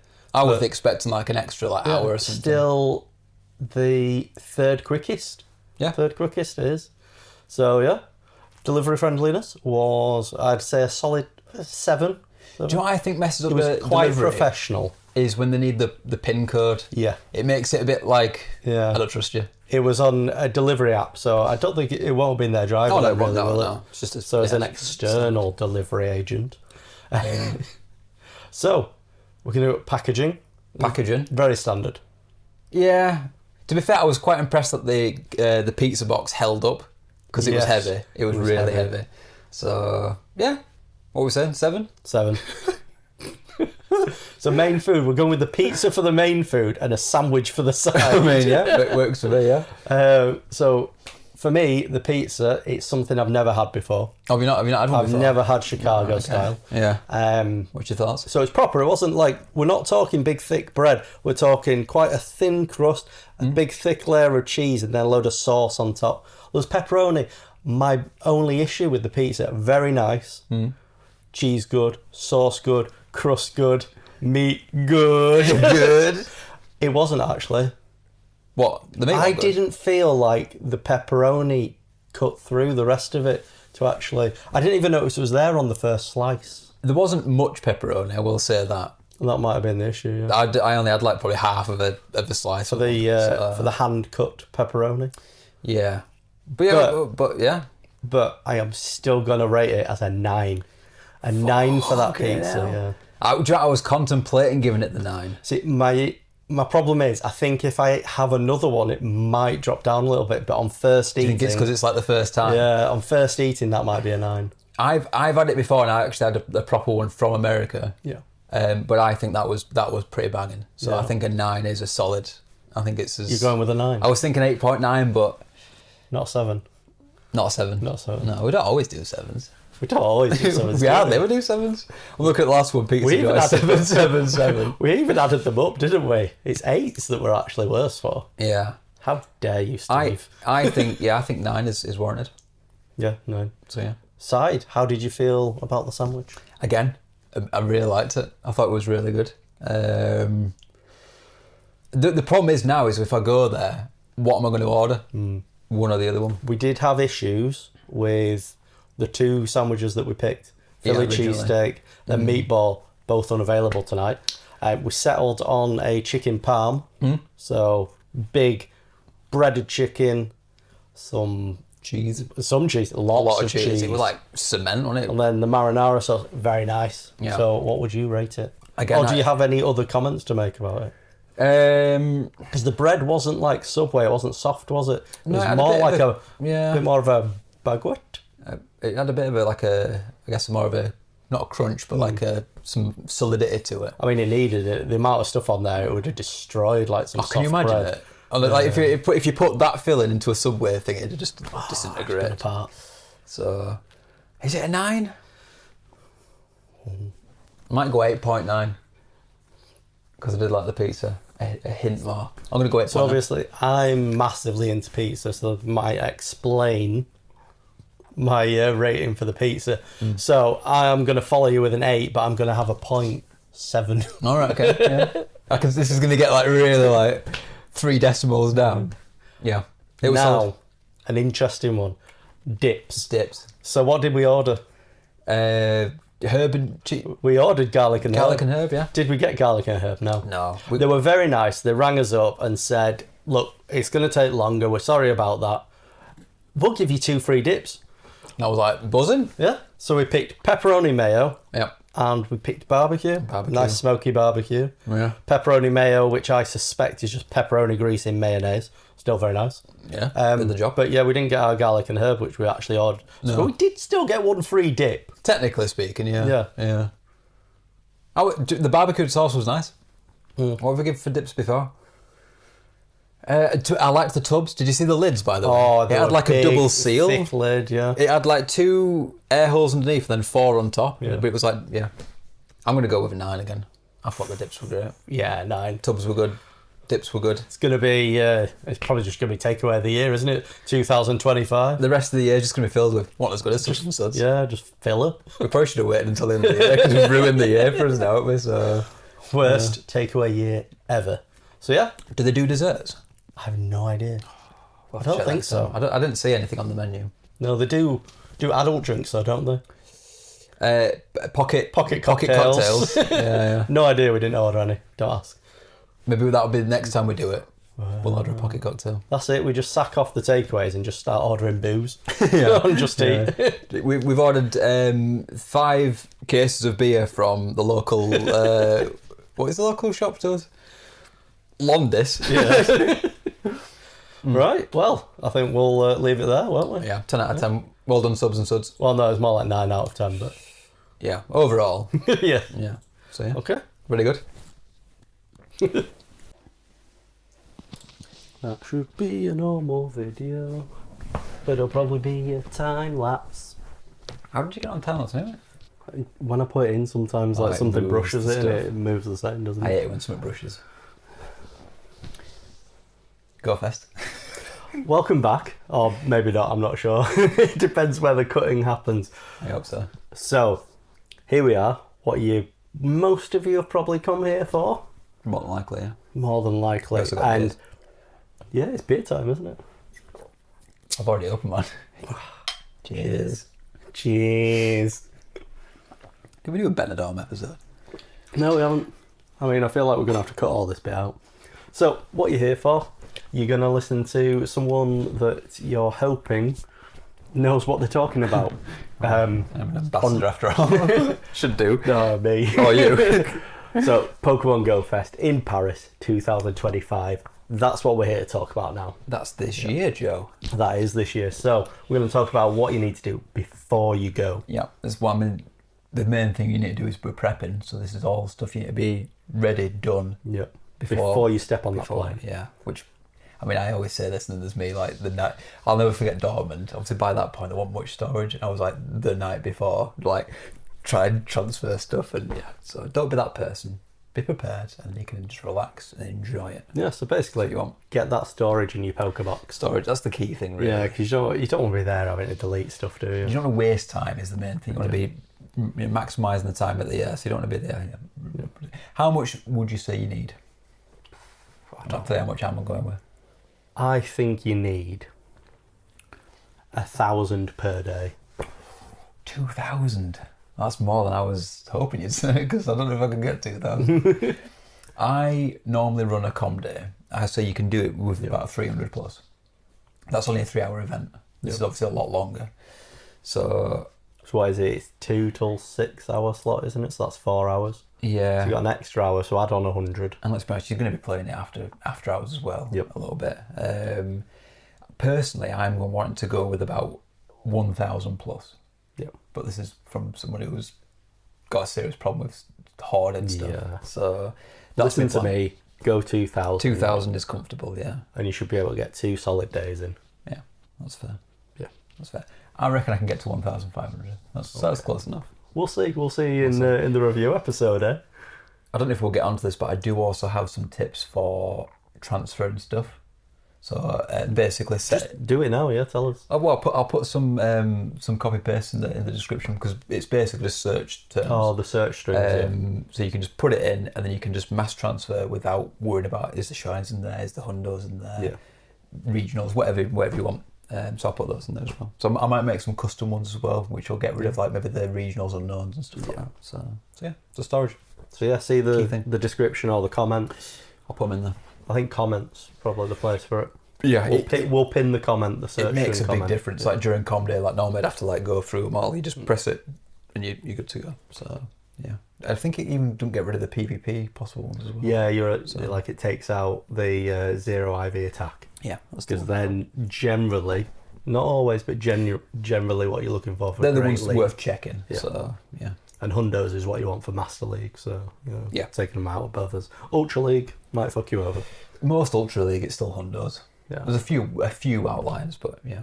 So we'll put that in. So one thing I haven't done, I need to do, download your assets.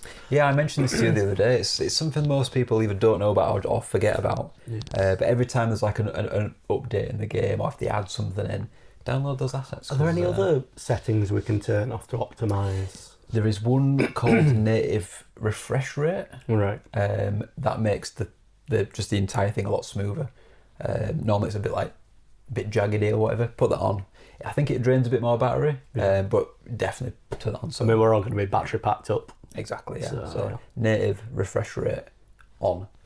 So yeah, someone at a meetup a couple of months back came over and was like, "What phone is that? That's well smooth." I was like, "Native refresh rate, I get that." And I put it on. He was like, "Oh my god, this is a game changer." So yeah, so download assets, refresh rate.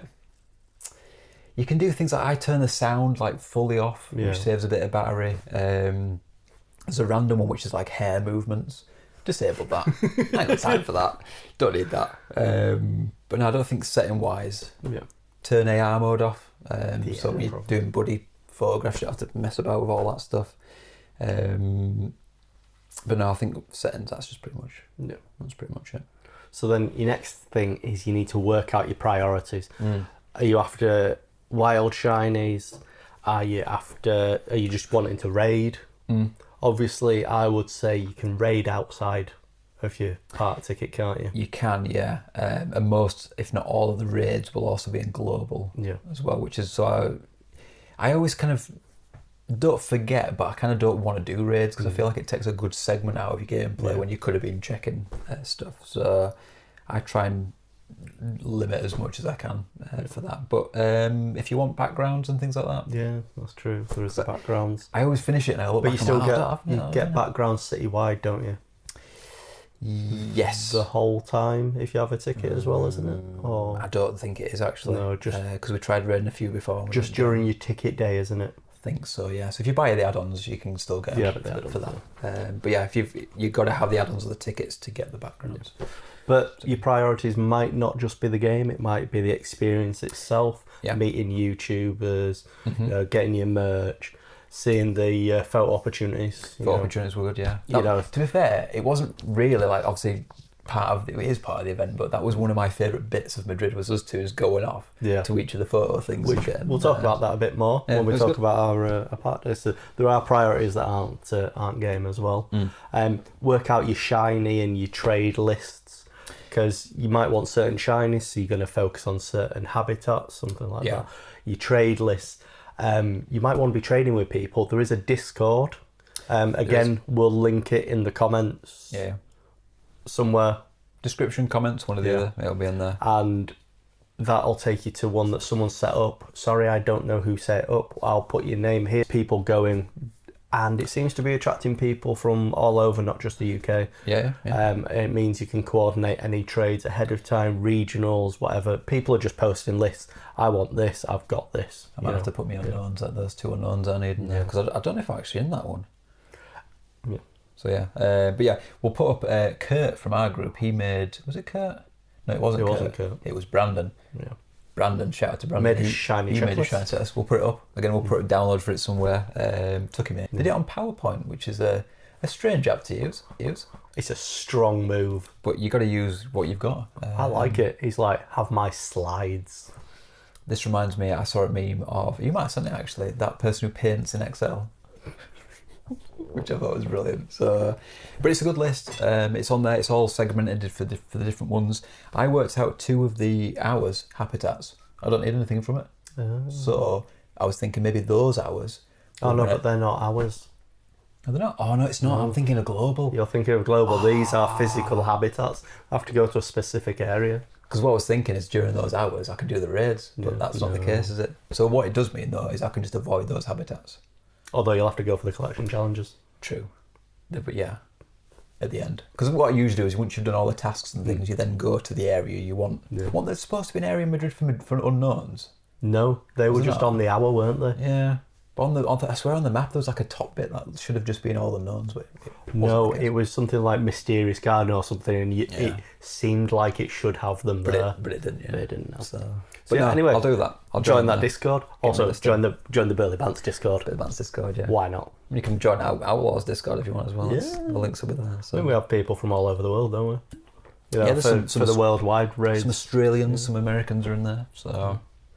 Yeah. But one thing I would mention though is your items are generally fine because you get so many. With it being a big city, it'll be quite dense on Pokestops. Yeah. And when you get to the park, those Pokestops will really spaff out the items. That's a nice word, I like that. What I would say is for Pokeballs and Great Balls, you'll be fine. You'll get those from Ultra Balls. Spinning. If you want Ultra Balls, stack up them beforehand because they're a bit rarer. So you'll get a few, but yeah. So you just want to go straight Ultra Ball, don't you? Just to guarantee those catches. I think during like the citywide stuff, I'll do Great Balls. But I think during the park and that, I'm just going straight Ultra Balls. So, are they easier to catch, like they do on community days? Do they do that on Global as well? Or... Yeah, I think they do. Yeah, there is still some that are hard to catch. Yeah. But yeah, because there have been a few developments since then, like the. You're talking about those the big, wild the area, ones. yeah. What are they called now? Let's just move on. We'll put the name up there. Oh, it's going to annoy me now. That the big CPs. The big CPs, yeah. Fully Mighty evolved. Pokemon. Mighty, yeah. You was going to get there. So yeah. Oh, that is mastering me. I'm like, no. You never know. They might throw in that. They might keep it for wild area. They might throw in some other kind of surprise. So you never know. Yeah. We'll see when the first one happens. Is Paris the second one or third? For what? Out of the in-person Go Fest. I think it's the second. Usually, America goes first, then Europe, then Japan. Right. I think that's usually the way it goes. It might be the opposite way around, but yeah. So we'll know closer to the time, but not at the time of recording. No. It's one of those things like sometimes I want to just see it there and then, but I also sometimes want to prepare beforehand. So I did like the old days where you knew absolutely nothing. Yeah. They'd like blind drop shinies and all sorts. I missed it, like during Halloween you didn't know which ones were going to be shiny. The event started and you're waiting for someone in the group or to see it on Twitter. Yeah. It was like a crowd, not found like a crowdsource kind of thing. Yeah. Oh, I found this, I did this, yeah. Well, it's like the whole train tips thing. When I first started, he was just working out how the game worked. He'd do like incense and work out how many steps to get each spawn and stuff. We just didn't know anything, so I do miss those days. I put a post in the Discord. It was one of those pill ones. Take this pill and you get this superpower and all that stuff. But it was infinite Stardust, infinite raid passes. But one of them was go back to 2016 and experience it for the first time again. I was like, that's a good one. That. Yeah. I think it was doors actually. Walk through the doors. Yeah. But yeah, that would be pretty good. So is that all the before you goes? Yeah. I think that's pretty much everything. So I've been prepping of getting ultraballs, making space. Pretty much what you need. That's Raid pretty much passes. it. Raid passes. Stack your raid passes if you want. Is there any extra XP stuff? Might want to put some star piece on. I tell you what, I have also been doing. I've been putting in rare candies into Palkia for spatial rend. Yeah. Now a lot of people when they put spatial rend on get completely overwhelmed because there is that much stuff on there. But it's good for, I guess, for two things. One, you don't have to move as much. Yeah. Two, if you want to be a bit picky with what you're clicking on, you've got more options. So you're not just on that one there. Yeah, so that's a good one. any adventure effect Pokemon bulk up on their candies, whether that's feeding them rare candies, walking them, raiding them if you're that lucky that they're out. I don't think the dialogue has much use for you really. There is the new Kirin ones. Yeah. They make things easier to catch, so if you're using the auto catches and stuff, Yeah. that could be an option. But I'm personally going with. Have you got a Palkia with spatial rend? Yes, I do. I had one for Madrid as well. Yeah. I think that's the best. Out of everything they've done, that's the best one. So we need to go back and say like the items. So star piece if you want to get I'll your probably pop a Stardust. couple of star pieces. Yeah, I've got a few. Lucky egg for XP if that's what you're doing. Incense. Incenses, yeah. Do they usually do like unknowns and incense spawns? I don't think they were at Madrid. No. I They do think for it was global. on the hour. There was a minute, wasn't there? At the end of each one, unknowns, yeah. Because I got But for global, I was you're in right. the. Oh, was that? Yeah, I was at the couple of gaming stall, just chatting with them, and Go Plus picked up an unknown shiny, Oh, and I was like, you it was very good. So naughty. very naughty.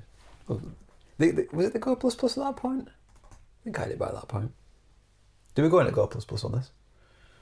Yeah, make sure you go plus is charged. Yeah, that's probably going to be the day before, I would say. Yeah. But yeah, if you can get a Go Plus Plus, it's probably worth Yeah, doing. they are good. The only annoying thing is the light and the vibration is excessive. It's very excessive. But I've seen good people piece of get kit. cases that you can have, which makes the To dull the vibrations vibrations, and the lights and things. I typically don't use them for catching during these events because I'm always worried about them losing. But spinning stops is quite good. You could also, I guess, sometimes I have it on not auto catch, but it'll catch Pokemon if you press it. Yeah. And I set so it then to you can Ultra check Balls. it and then you can. And if it's like, I'm not right bothered for it, I can just press it on there. So I sometimes do that, but it depends on the event. Yeah. So next we're going to talk about what to pack. Is this to go with you? Yeah, this is what you Yeah, pack yeah. to go with you. So, I mean, what you're going to want is you're going to want an Outlaws t-shirt. Yeah, boy. I've got one. Is this the I've Madrid got edition? last year's. Oh, that's the mic off. That's the mic off. There you go. I could have just put a photo of it on. Yeah, we'll cut out the bit where I just probably showed you part of my ass there. We'll put a Billy Bear, however. Billy Bear butt. get your Outlaw shirt or other Pokemon themed shirt will work. Because everyone's going to be wearing it. Don't feel like you're going to be the odd one out. Yeah. That is a thing to pick And they'll up be on. wearing it in the airport as well. You'll see us all. This is a good thing to pick up on. Like I had this issue when you're playing Pokemon Go early days where I was not embarrassed, but a bit embarrassed of playing it. If you're ever in an area where maybe there's not many people playing your area, if you come to a Go Fest, you're going to feel well at home. You're not going to feel out of place or awkward. It's honestly, it's We're all walking around, you've got your Pokemon t-shirts on, maybe a hat. plushies sticking out everywhere. Plushies sticking out, yeah. Steve, Pins, badges. It's Luggage tags. luggage tags. I've actually put one on my bag now. Yeah. I didn't have one on for a long time. I remember when we were coming back from Madrid and I was on my own because you guys flew off. Left me. And I was behind a pilot and he had a luggage tag and it looked like the Valor one because it was red. Yeah. They're very Same shape. they're not in your face, which I quite like about them. So, but dress up as much or as little as you want. But what you want is comfy clothes. Yes, Depending on the weather, because it might be a bit warm. I go into the average temperatures later, which I think is 18 during the day, dropping to 14 at night. So you're thinking shorts? Oh, in fact, I do. It says right there. 18 down to 14. So for me personally, that's shorts. yeah, Yeah, maybe one pair of jeans for the night time. You never know. layers might be a good option if it does drop down or if it gets windy or whatnot. Like an overshirt, something like that. Yeah, Something like that. I might just take this hoodie with me maybe as a backup option. Yeah. Close to the time, maybe have a look at the weather. If it's raining, maybe a light coat. A cagoule. Not full on Parker. No. But one of the big things is we're going to be covering miles, aren't we? Yes. There'll be a lot of walking. So what do we need? We need comfy shoes. Shoes. Yeah. Yeah. And these are quite comfortable. A fresh foam from New Balance. I just go with my running shoes. Running shoes would be a good option, yeah. Quite well. I mean, I'll put up, I think I've took a screenshot of the steps from Madrid. I've definitely got them from Dortmund. Ridiculous amount of steps. So yeah, We'll bang some up here. Make sure you wear something comfortable on your feet. Maybe you want some new insoles. Yep. You know, get some Scholl. Or Other some, brands. Some proper socks. Support. Yeah. I have some running trainer socks. I keep getting an advert for like 20 quid running socks. Slightly tempted. They are better than normal socks. They've got support in them, cushioning. Are we recording, by the way? Yeah. Got to do it every time.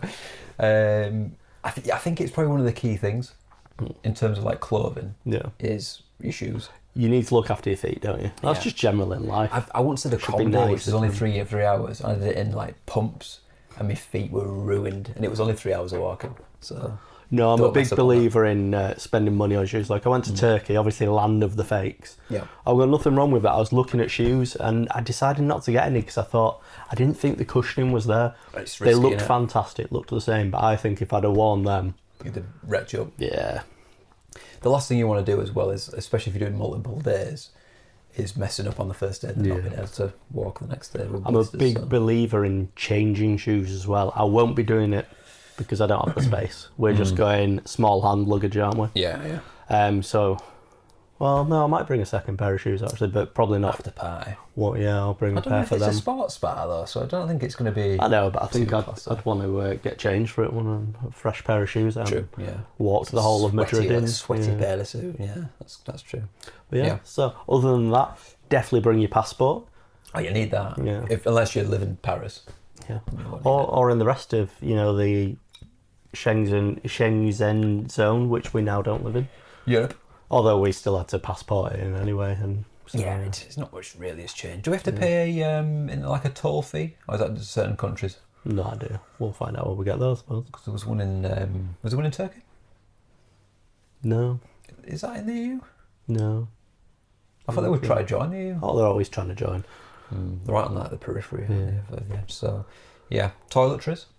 We're just going to buy them there, aren't we? I was thinking Just to this. save. Yeah. I had a look. Miniatures are around £2, and you can get a bottle of shampoo bottle. for £2. Yeah. Women, we're not too fussy. One are we? bottle So. does everything. Yeah. We'll just buy some silly bag or something. Mane and tail.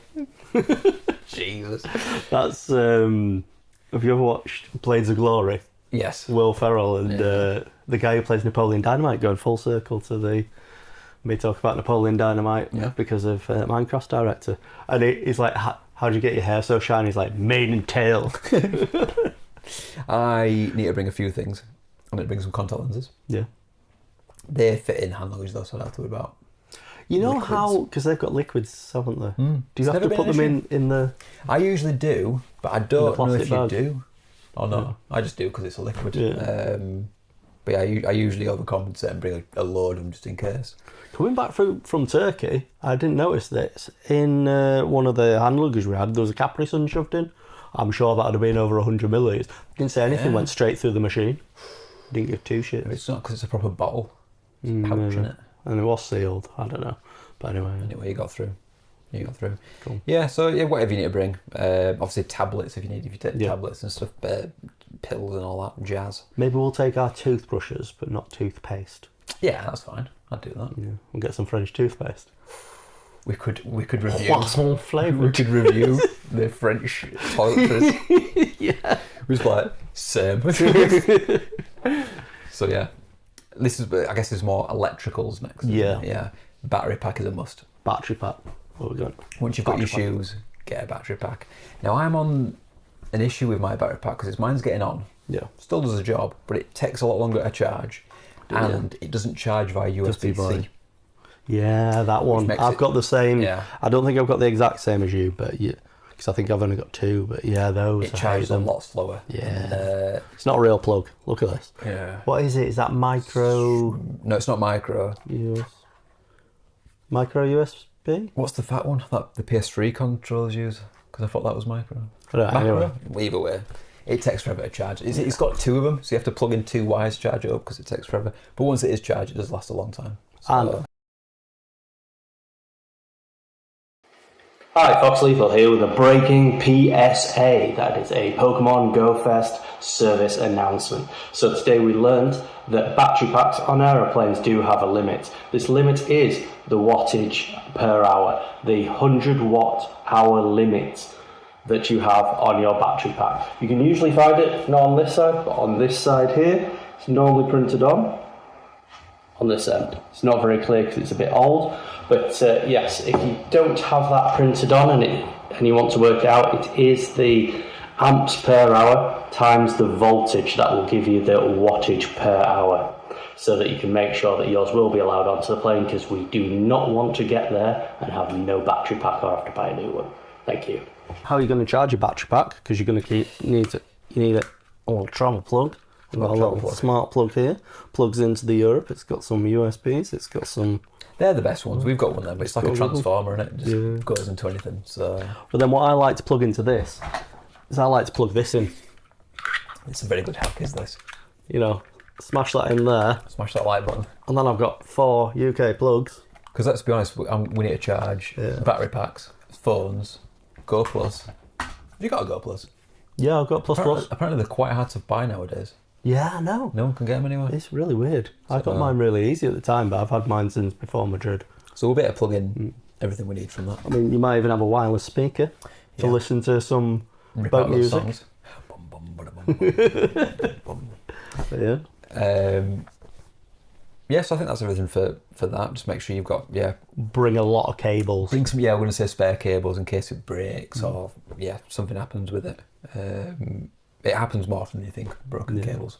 So But in the event of any issues, the big Pokemon community, you can ask for help. Yeah, I always take spares, so if anyone needed, I always remember good times like early in Pokemon. You just having several cables coming out of your lab, be like tethered to you because I didn't have any battery. And, There was before I got into any groups or anything. I went to Chester for their big event, and there was a dude who had a battery backpack. Like it was a backpack, but the entire thing was a battery. And it must have been about 15 USB plugs in the back of it, and he had a big sign that just said free charge, and there were just people running up and plugging into him. Mental. It looked like Doc Ock. It was nuts. But I used to have like a multi-way one for everyone's different phones, because by then there was more ports that people used. But or of course you can always buy one while you're there if you need to. Yeah. It's France. It's not the desert. It's not, no. So you'll be able to get what you need. So my next one is I'm going to pack a bag in a bag. So I'm going to have to take a bigger bag. So this is my one. I've taken it to. It's been to Madrid. Mm-hmm. It's been through Disney twice. Oh well, if you go through Disney, which is more walking, and I had more stuff. So what I really like about this, the Carrymore Tube 10, because it's a 10-litre bag. All right, sure. You got all this shit. You can shove stuff in there. It's got its side pockets, and what I like to do is you also want to bring a water bottle. Absolutely. Remember the shit yourself water bottle. Yeah. Because I put ice cubes made out of Spanish water in, so I said I was going to shit myself. So I like to just cram it in there. It's hard when there's nothing in it. Steve! And because it's quite big, what I actually do is I get this carabiner so that it's not falling off the side. Carabiner. Yeah. But I also, little tip for you if you're worried about pickpockets. You know, carabiner the zips. Yeah, it makes it a little bit harder. That's true. Yeah. It's got a mesh back, breathable. Yeah, that was an issue we had with the t-shirt you've got, because we had the full thing on the back. A lot of people complained that the plastic logo was getting sweaty. Yeah. So that's why I moved it to the front, and it's not a full thing, it's more like an outline thing then. So that's why I like that bag, because you can stick all sorts of stuff on the sides. One thing about the water bottle, don't fill it up all the way, because they get heavy. Yeah. So maybe go halfway. I've done it before. Maybe I'll just drink. Or drink more, yeah. Usually at the Go Fest parks, they do have water fountains. Yeah. They also do have charging stations, but I've been told they're a bit slow, and you don't want to be in one place, though, do you? No.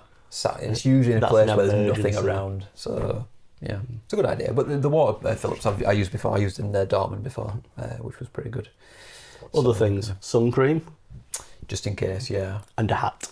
Hat. Sunglasses. Sunglasses. and maybe a plushie. I gotta get a plushie in. I'm not going to tell you about what I'm doing for my plushie, but Yeah, secret. we've got stuff going on with it. Yeah, I surprise. do miss Krabby. I miss him. I switched him out for a Snorlax for a little bit, and then they've just had Steve for a little bit now. So. Both orange. It's Il est close orange.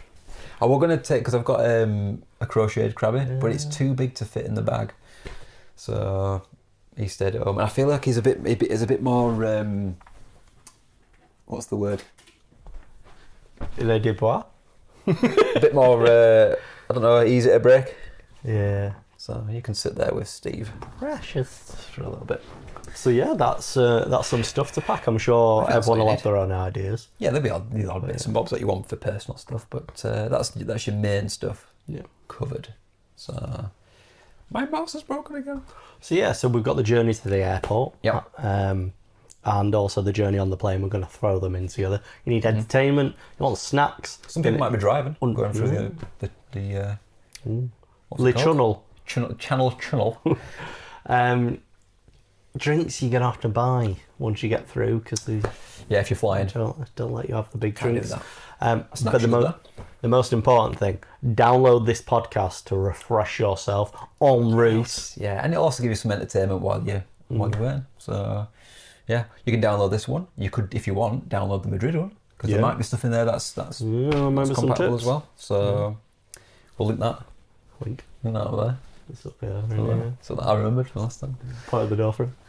I don't think there's anything else on the journey. Obviously, if you're travelling on your own, or if you travel with other people, keep an eye out because you will notice a lot of people who are playing the leave will have something Pokemon related.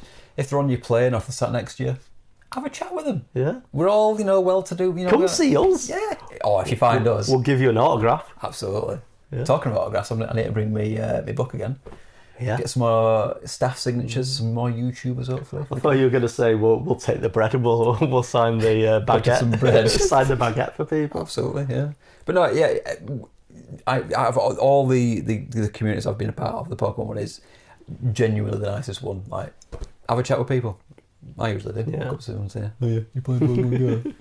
What's really awkward is if you get somebody who isn't playing it, they're just on Google Maps. Yeah. Like, what are you talking about? You should tell them that Pokemon Go is a better map. I've tried. Have you not heard of Ingress? Triangles. There's triangles on that map, man. My triangle. It's true. Ingress. So anyway, the next bit is what's you've all this? landed in France, you're all happy and everything, Yeah. and you're like, now how do I actually get to Paris? So we've landed at Charles de Gaulle Airport. That is my first thing for you. And the information I got was from The somewhere local website. parisairport.fr, pretty much. And so you've got several ways to get from Charles de Gaulle, CDG. You've got the RER, and it's the B line train. It's a train, yeah. That'll take you to Gare du Nord, which is like the big train station. So that's going to get you pretty central, and you'll be able to get anywhere from there. Right. And you can get there from Terminal 1 and 2. Okay. It takes you...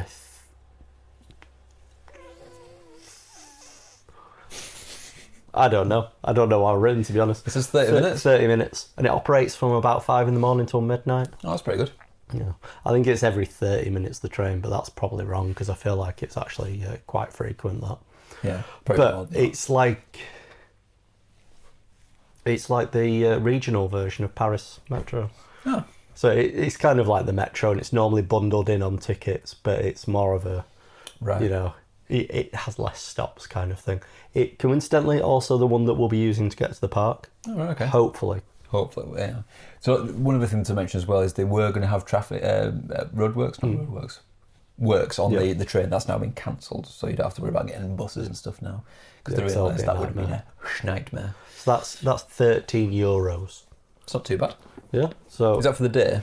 no, that is One journey, single journey. single journey from the airport into the city. Right. You've got the Roissy bus from all terminals, and that'll take you to Opera non-stop. Opera's like a big area in Paris. It's a bit further south of Gare du Nord, but still like a main hub. It takes 45 minutes, It's a little bit longer. and it operates from 6 in the morning till midnight. I guess it depends if where is closer to where you're staying, that might be the better option. Yeah. And that is the same price, €13. And then what you've got at night, you've got the night buses. This goes on quite late. Yeah, so the night buses will operate between midnight and 4. These are all rough times, so everything 4 a.m. overlaps. Yeah. So if you get there late, apparently it's only €2. I looked into it again and again and again. And it keeps telling me it's €2. That's mad. Which is a lot cheaper than everything else, isn't it? Yeah. But they are the N140 and the N143 if you do arrive late. And to be honest, you're going to be... so this is where I talk about frequency. Every 15 to 30 minutes, there is going to be a way to get into Paris. Yeah. Whichever way you take. Yeah, whether that's the RER, the Roissy bus, the normal buses as well, which go from Terminal 1 and 2. Again, €2. Takes an hour though, so it's double the time. Right. Operating from 6 to about 10:30. So you've got some options. So yeah, you've got options, and they'll all take you roughly somewhere central, generally Gare du Nord, and then you can move on from there. So I think if you do decide to get like a taxi or an Uber, it's anything over like €25. It's usually more expensive, isn't it? But if you don't want to mess about with times and you're worried about that and you just want a simple way, it's like €13 between two people. It's not, is it? Yeah. Oh, so hang on. So is that not per person? That is per person. Yeah. Oh, right, I'm going to say. No, I'm saying 13 each. Oh, for me and you, sure. would be 26. Yeah. You know, so we'll make Glenn if pay the Ubers are going a bit cheap at that time of night, that could be an option. Or during the day, because obviously surge pricing, so you never really know. I did check it out. I put it in. It told me 25. It's not bad. Yeah, it's not bad. I guess it just depends on what the time is, doesn't it? So. The other airport south of the city is Orly. Is this like one you can get to? I thought this was like a... No, there's a third one that's the internal. That's the one that's like really out the way, the Ryanair deal kind of thing. Get stuck there, middle of nowhere. So you're probably going to want to get a transfer with that one. So you've got the Orly Val, which is kind of like an internal-ish kind of method. It'll take you between the terminals. Oh, right. Is it like a tram system? Yeah, it's like an automated like metro. It'll take you between, but I think it takes you out as well. You can take the Orly Val out to a place called Antony, and that'll then you can change there, and you get the RER from there to Châtelet.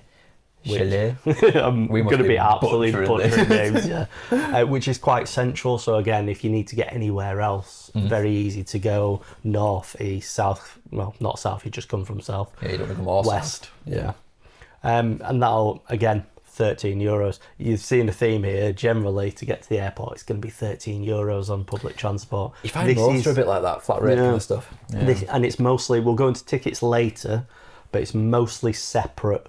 A lot of them won't get you to the airport. You have to buy the airport on extra. Right. So that is 30 minutes of a journey, and it turns up every 7 minutes, operating from 6 till 11 at night. Nice. You've also got Metro 14, which is probably the best. Right. That seems the easiest. That's the one to go to. Again, €13. And that is 20 minutes to get you to Châtelet. And it's every 5 minutes. All right. From 6 till 1 in the morning. Seems like this got more connections, this one. I don't think it does. I think it's actually harder to get out because we had...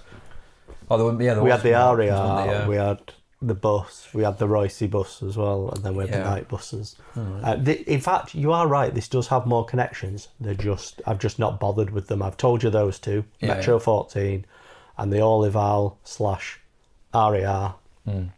The tram, they just seem to go, it goes the wrong way. Right. Really slow. Don't get very far. You'll probably have to end up on one of the other transports. Bus the same. You're going to be swapping buses all the time. Oh, right. It's not like a straight connection straight to it. The only decent bus would be your night bus. Night bus to Gare de Lyon, which again kind of central-ish, south of the river, and that operates from about midnight to 5:30. Every 30 minutes or less. Right. So the taxi is quite expensive.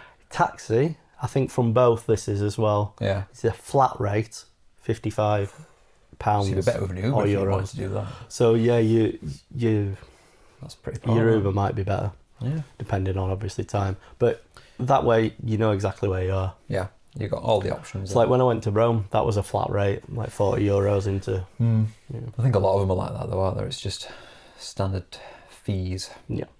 So yeah. So what we really want to know with transport is how to get to the park. Because it's not in the centre of Paris. It's not. It's quite south. Mm. It's a little bit west of Orly, the airport. So you're going back to where you came from? Kind of, but you know the connections aren't really that good between Orly and that park. Oh, they're not? No. It's got the other way around. Your best way is if you're central or get central in Paris, the RER, and it's line B, just straight down to it. I guess this depends on whether you've got the morning or afternoon ticket. Yeah. Now we've gone for the afternoon one, so it gives us a bit of a nice relaxed morning, and then we can just make us way there. So I mean, if we'll talk about this later, Jardin de Luxembourg, it seems to be a big spot for the Parisians to play, especially community day, that kind of thing.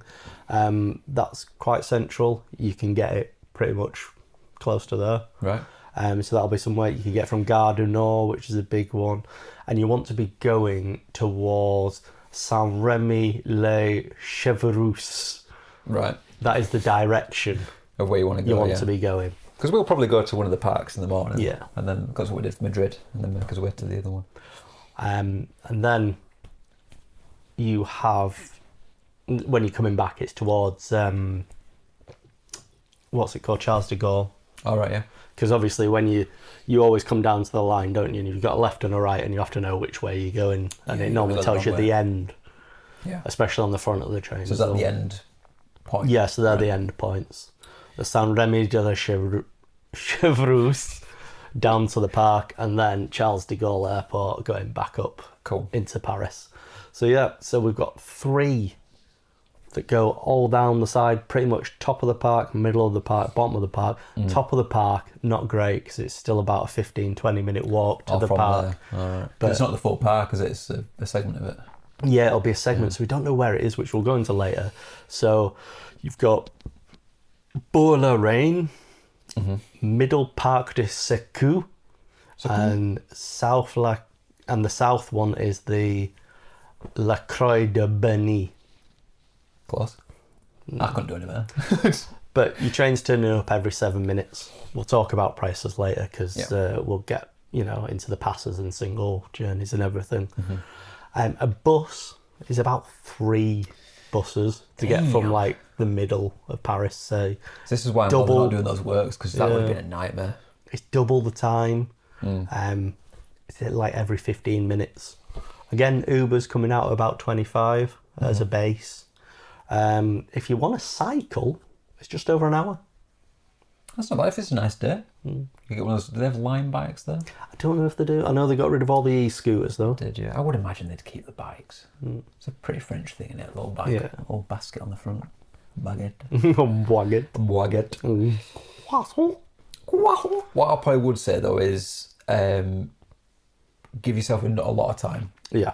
Don't go right up to the end. The train is 22 minutes, but the overall journey can be up to about 45, including all the walking. So I'd get there a bit earlier. I mean, you can still obviously play the city one. I'm assuming will work around the park, outside the park. I don't know what the circumference is. All round. Yeah. But yeah, the park is the main draw. So you want to make sure you're getting there and getting enough time. If you arrive early, obviously the in-app stuff won't be active, but there's stuff to do in there. And we'll go over that in a bit as well. Yeah, so there's stuff to do. So don't worry about it. Get there early. So here we go, transport tickets. Yeah. So I'd just like to give a shout out to Les Frenchies. Oh yeah. Which is a YouTube channel. I think it's some Americans that seem to live in Paris.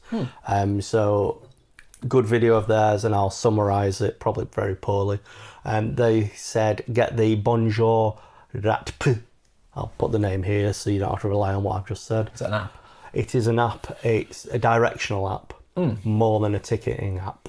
Right. But it seems to have a built-in ticket to it. So you download another app, they'll sort out your tickets, but then you can still do it through the first app. Right. Is this better than using Google Maps? Yes, because it seems to understand the French transport system better. Right. So it'll be slightly more accurate. It'll give you, like the guy pulled up Google Maps versus that, and he went, right, okay. I really won't take the Google Maps route. Oh. He went, I'd take that And that's route. from someone who lives there, so... Yeah. So that's a good one to have. It'll give you a choice. When you go into the app, it says if you want to deal with tickets, you need to download this other app as well. So it'll guide you through that. To combine the two, yeah. Another one, G7, which is their taxi app. So Uber aren't allowed to use the taxi lanes Interesting. because they have like taxi bus lanes. Sure, yeah. So if you need to get somewhere quick, you're probably better with G7. Because You can obviously compare Shortcuts. prices as well. But yeah. Interesting. So then obviously Uber works. Another good one, Google Translate. This is what I was saying Yeah. earlier. I was like, I'll have a solution to your problem of... Google Translate is a very good app. I've used it So, a number of times. So, some of these tickets, a lot of them don't really include the airport, which is what I was saying earlier. Yeah. So every one-way trip, and that trip can take you up to 2 hours. You've got like a 2-hour time limit. Right. Is €2.50. Quite cheap. The zones don't matter in Paris anymore. They do have zones, but the only thing that's really excluded is using most methods of transport to the airport. Right. So, as I said, €2.50. If you want to go on bus or tram, it's €2. Slightly cheaper. 50p. So, as we went with airport, we already mentioned €13. Yeah. Now we're getting into the passes. So we can get a day pass. Mm-hmm. It's unlimited all day, €12. So I guess what you got to work out is how many 250s. Yeah. So if So if you're just going to one place and coming back, it's do a going to be 250. do yourself a single. I think probably for the But this doesn't include the airport, remember? no. So surely on the park day we're better just doing the 250 there, 250 back. It depends, because if we go down to Jardin de Luxembourg, That's true, yeah. that'll be one down at the park. So it's still only 3. Yeah.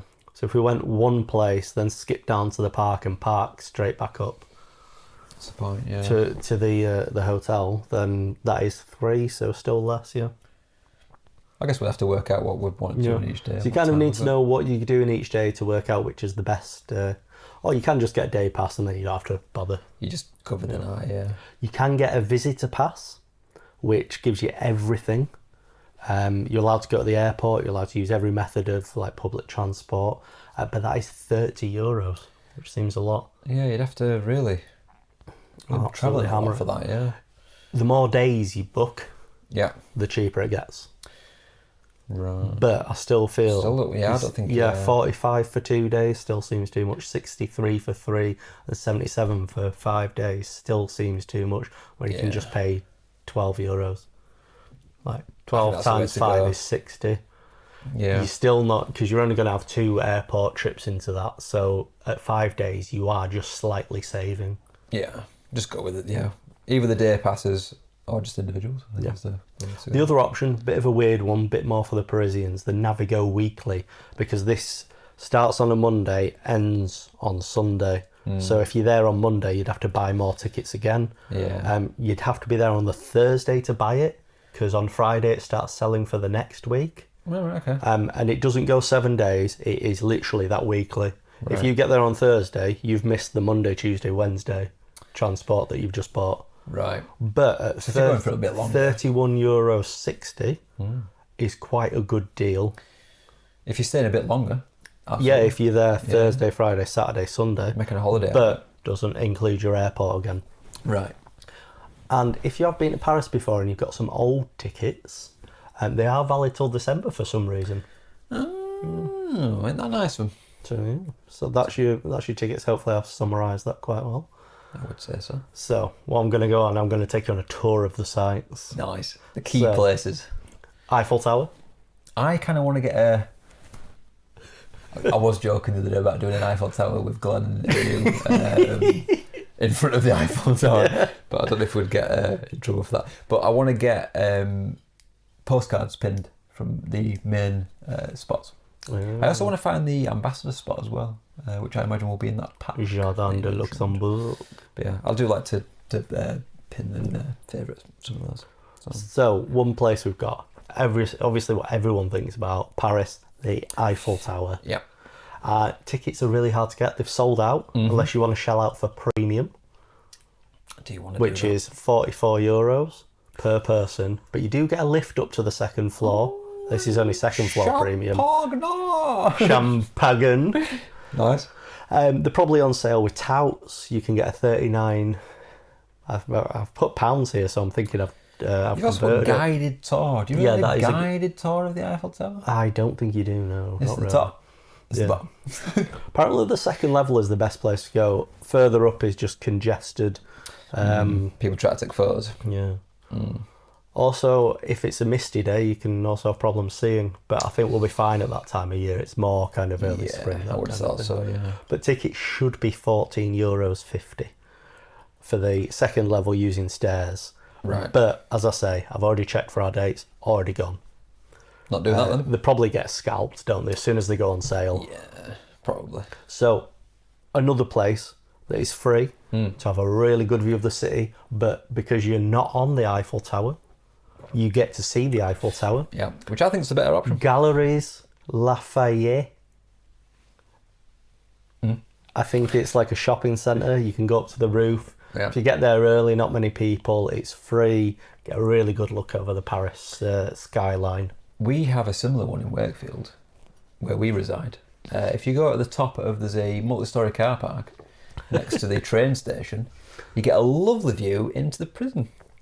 So, little top tip there if you visit Wakefield. Oh, yeah. Go for Some real celebrities in there. Oh, there's a few. There's a few. So, next one that you might think about, Yeah. which it won't be the second one that you think about, but I've put it in this list here. The Arc de Triomphe. You can go have a look at it. I think it's at the end of the Champs-Élysées. I think we'll probably go to some of these, I would say. Yeah. It's £9 to go to the top. I Right. don't think you really need to get to the top of it, because as I say, we've gone to the top of Galerie Lafayette Yeah. for free, and we've Lafayette. seen everything. So why did you do it? But at night, they light the flame on the Tomb of the Unknown Soldier, which sounds like it'd be nice to see. Is there a set time for that, or just go at night? Is there Night time. night time? That's a set time, right? Yeah. Add it to the list. We'll do it. And then next one, so this might be your second thought of what you'll see in Paris. Notre Dame. Yeah. Have they fixed this up now? Yep, it is back open. Good. I don't think guided tours are going yet, but it is back open. So you're not just going to go see a lot of scaffolding? No, maybe a bit. Have you ever been to Barcelona, Sagrada Familia? That's like been built for like 150 years and there's still scaffolding and stuff everywhere. Yeah, I did go past it. It's mental. Yeah. Really good. Go there if you're in Barcelona, but yeah. Yeah. So, it is free, but you can reserve to skip the line, but you can only do that 3 days ahead. Oh, okay. And they sell out pretty quick. They become available at midnight. That's probably French midnight, so it's probably 11 o'clock here. Yeah. So we might want to do that. I don't know if we want to have a look in. Don't know if it'd be a bit too much for a time sink. Well, at least go see the outside of it, won't we? 100%. Yeah. Yeah, the issue is obviously it's getting everything Yeah. packed in. That's the problem. You don't want to waste too much time. It's a bit like when you go to Disney. You don't want to waste too much time waiting in one queue and then not seeing the rest of the park. Yeah, exactly. Yeah. So you got to prioritise a little bit. But close by to that is Fontaine Saint-Michel. Or the Michel. I don't know. Anyway, but It's Michel. looks like a decent fountain, and seeing as though it's near to something you're going to go see. Do like a fountain. I like a waterfall, but I like a fountain. So it's not too far, so go have a look at that as well. Yeah. Add it to the list. Where do you think we're going next? Yeah. Montmartre? So there's an area of Paris, Cool. and it's kind of to the west of where you're staying in the north. West side. Montmartre is the area, and Sacré-Cœur is the basilica on the top of that hill. It's free, except going up into the dome. Yeah. Apparently the best way is to get to Le Marc station on the metro, which is behind it, and then you'd walk instead of walking towards it. And best to just get there early, really. I've seen the trend of just if you want to look go really up it, good. you've got to pay. Yeah. Weird that. You know. Yeah, weird. If you reckon they've got a basement, they pay you. If you're going down. Yeah. Really good. Moulin Rouge. I know this. Ah, no, but you skipped. There's a place called Clove Coffee, which if Oh, you're a there big is, coffee head, close to Sacré-Cœur in the Montmartre Do you like coffee? area. I do like coffee, so we might be popping in there if we're... Right, go so I think in. it's kind of on the way down back towards the city. Maybe off to the... I'm not side a coffee little guy, bit. but I'm well. We can go and we can have a look. But yeah, as you say, Moulin Rouge, you don't want to go in. Go find it, go have a look at it. It looks great, but seeing as though it's going to cost you £100 at the cheapest, and I don't think it'll be that cheap when we're there. No, You're looking up to £250 that's on the to up end, see a isn't it? show. Yeah, Think about how many raid passes you could buy for that. exactly. That's what I'm saying. Imagine those shiny legendaries with backgrounds that you might have. Imagine Yeah. a Shundo legendary with a background, Adam. That's what you could have had instead of going to the Moulin Rouge. Yeah. So, go have a look at it and then move on to the next one. The Pantheon. It was kind of a church. Then they were kind of like, well, we don't do religion in France anymore. And it kept moving back to church, place to bury the famous people. So, mostly a mausoleum. £16 to go in. Buy online, skip the queue. Kids go free though. So, Nice. Bring the kids. If you bring the kinder, Can we get away with Glenn being our child? we can try. I feel like if you were to merge like our child, It would be you Glenn. won't go far off with Glenn. Yeah, true. Shout out to Glenn. Yeah, so we're going to leave that alone. You've got some people, famous French people, Voltaire. Voltaire. Yeah. Do you know why I know them? Why? American Pie. The second one he mentioned, Finch mentions it. Yeah. Bringing that back around. Around. Around. Cool. So, next one is very close to the Pantheon. There is a free church. It's called Saint-Étienne-du-Mont. And that, just around the corner, it's free. Very nice church.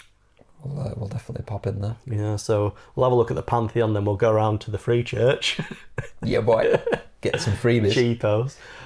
But so the next one is, as my friend Jack Grealish, not my friend at all, he's a ball footer, Adam. He is a ball footer. Didn't know So when they won all the trophies, that. Yeah. there's a picture of him shirtless just on the back of the bus at the trophy parade, and he was just like, hang it in the Louvre. And the Louvre is the next place we're going to talk about. It's Even I know it's the Louvre. €19. Oh, this is the art To get a gallery. ticket, yeah. This features on the T-shirt that I designed. It's the little pyramid. It's the I pyramid, believe. yeah. So we'll go see the glass pyramid, but I don't think we'll be getting inside, will we? I'm not that bothered about take a photo Mona from the Lisa. outside. She's quite small, apparently. I've She's not heard, a massive yeah. painting. She's quite small. A5? Yeah. Something I like bet it's not on an A format, but yeah. that. A3. A3.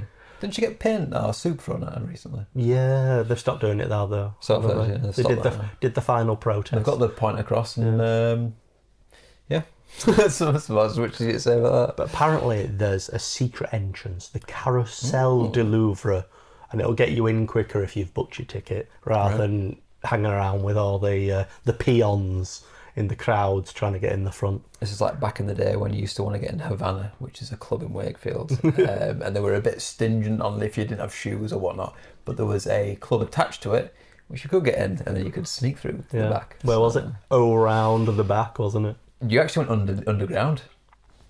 It went into like a little tunnel thing, and then it came back up. I thought it was just an alley. Oh, No, it was like a full tunnel. It's what is now serving. You know the tunnel that goes to the toilet that went through into Havana. So I don't know why I keep bringing up random things from Wakefield, but yeah. So another one, which is a little bit of a random one. It's not one I'd recommend normally, Right. as if I normally recommend things in Paris. Yeah. But this The one post is office. near Jardin de Luxembourg, which I think will feature in most people's weekend as the alternative park. Ah, right. Okay. This is the community park. Yes, so this is a free church called Église Saint-Sulpice. And apparently a very nice church, and seeing as though it's near Jardin de Luxembourg, I thought I'd include it because, Yeah. if you just want to take a break, have a little bit of culture. I mean, this is the thing with Pokemon Go, and it's something I always do. When I go on holiday, I want to go to a new place. Like, I almost use it as the map. Well, I'll check all the stops. Well, that looks interesting. We'll go to that one. So use it as a way to visit and see a place. So, another one, bit out there. Comte de Baron on the Rue de Rivoli. Ravioli. Gonna put some, stuff here. So you, again, so that you know what I'm saying, because my accent is butchering it. It's central near Notre Dame. It's a store with a very nice Pokemon selection. So if you want to go see some French Pokemon stuff, So if you could do plushes? probably. Yeah. So if you forget to bring one, But they've got like wallpaper and stuff as well, Pokemon themed, this corner of the store. oh, you got to go there then if that's the case. Yeah. Yeah, I don't think it's too far from Jardin de Luxembourg as well. Add it to your list. Yeah, so Get going. Yeah. that's the sites, people. That's the sites. The only one thing I would add, just going back to the last comment that I made, is if you do go in the app, there'll be so many random things that even maybe some of the Parisians don't even know about. Yeah. I've done this before, even in Wakefield, when I've gone, I didn't know that was there, a bit of graffiti or just some weird and interesting things. You will find them. So check your stops. See what's about. Check your stops. Check your stops. So yeah. So yeah, I'm going to go have a quick one on food and drink. I'm not going to go too far because we're not there to have luxurious meals. And, No, I mean, we are going to eat and drink yeah. a fair bit. So But to be honest, we might ask for a few recommendations. yeah. So some things I did come across while I was doing everything else is Chez Nico, TripAdvisor Award for crepe and panini. Again, near Jardin du Luxembourg. So search up Chez Nico if you just want a nice crepe or panini. And then take it to the free church. Take it to the free church, then go back to Jardin de Luxembourg and catch some more Pokemon. Sounds like a great day. It's perfect day. No context to this, but Happy Cafe near the Louvre. Oh yeah, what's in there? No idea, because I didn't write any notes on that one. Donut. Doubt it. Mostly it just seems to be crepes. I seem to love a crepe. Do like a crepe. One thing that I found weird is everyone referenced crepes, but they did show the savoury version, but I know the savoury version as a galette. And I know this from going to France, in Epcot, in Disney. I imagine it's very it's accurate. kind of more of a darker brown one. I think it's made more out of wheat than or something like that. And they do the savoury ones in that. So galettes and crepes seem to be just everywhere. Proper Parisian street food. Where are you on? Obviously, this is pancakes, but where are you on like this savoury pancake crepe? No. Not a massive fan. Are you going to try one? It's not my... Maybe I will, yeah. I would say I prefer a sweet one, a dessert one. I'm going to get into it, I suppose. It's like a wrap. Well, yeah. Especially if they are using, like you say, one that's not as sweet. Not sweet, yeah. That's fair. So my last one is back to Montmartre, near Sacré-Cœur. Yeah. Frick frack for a good croque monsieur. What's Apparently that? €9, but that is cheap for Paris. Ooh. And what is it? Might be a bit stiff. Croque monsieur, it's like a ham and cheese toasty with bechamel sauce. That's probably butchering what it really is, but that's your closest English approximation of it. Well, I'm happy to go to multiples of these, and we'll.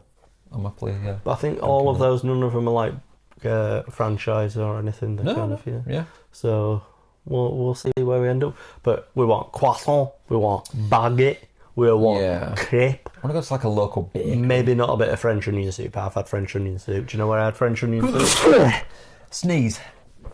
No, not in Sneeze. Where? Disney. Oh, you and We went to Beauty and the Beast Castle. Man thinks he's been to Paris because he's been in Epcot. No, this was in Magic Kingdom. Beauty and the Beast Castle, which is deepest, darkest France. Even better. And I had French onion soup. It's not even onion soup. I think you get like a layer of cheese on the top as well. Yeah. That sounds good. It was Cheese. alright. Wasn't a fan. Yeah, but is it proper or is it like Americanized version? No, it's probably Americanized. Well, we'll find out. Yeah. You get it and you can compare. Maybe a bit of duck confit. Like duck. Stick free. General cheeses and meats. If you want a dessert, creme brulee. Yeah. Yeah. I've said this a few times to you, but I want to be sat somewhere. I've got this picture of us like on the roadside, 2 chairs, little table, selection of cheeses, red wine. Looking out. They put all the chairs facing outwards because it's a Parisian thing to just watch people go by. Some lime bikes going by. Yeah. You're obsessed with the lime bike. I don't know who even has lime bikes. Don't know if I've seen it. Is it a London thing? Don't know. If I ever see you on a bike, I'm just going to start chucking limes at you.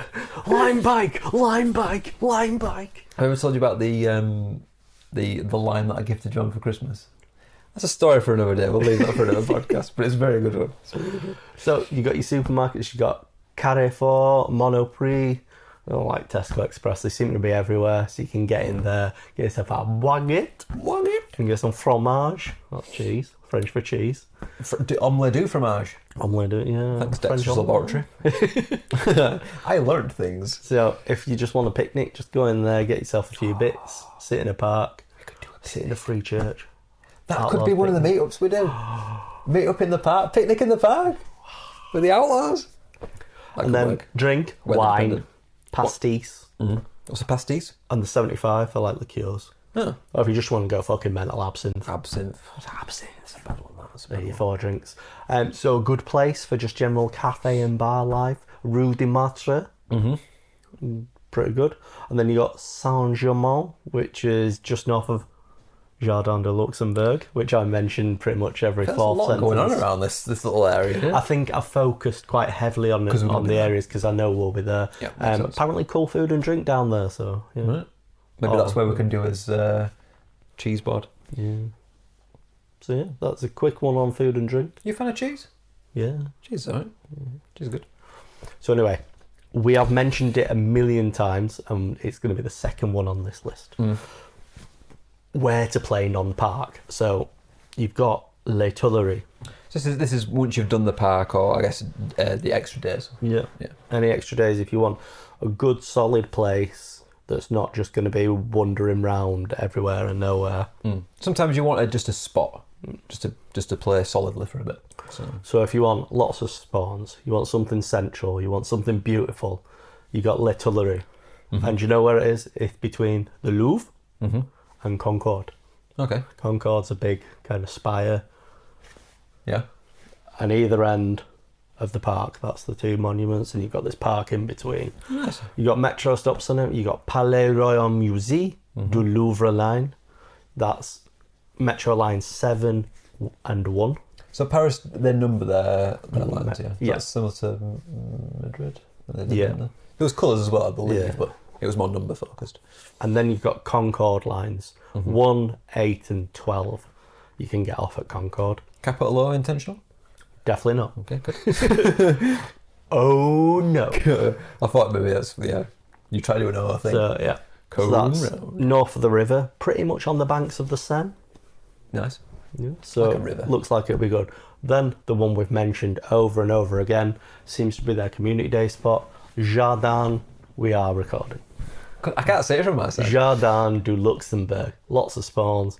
Also beautiful. Open park area. It's a bit further south, but still good.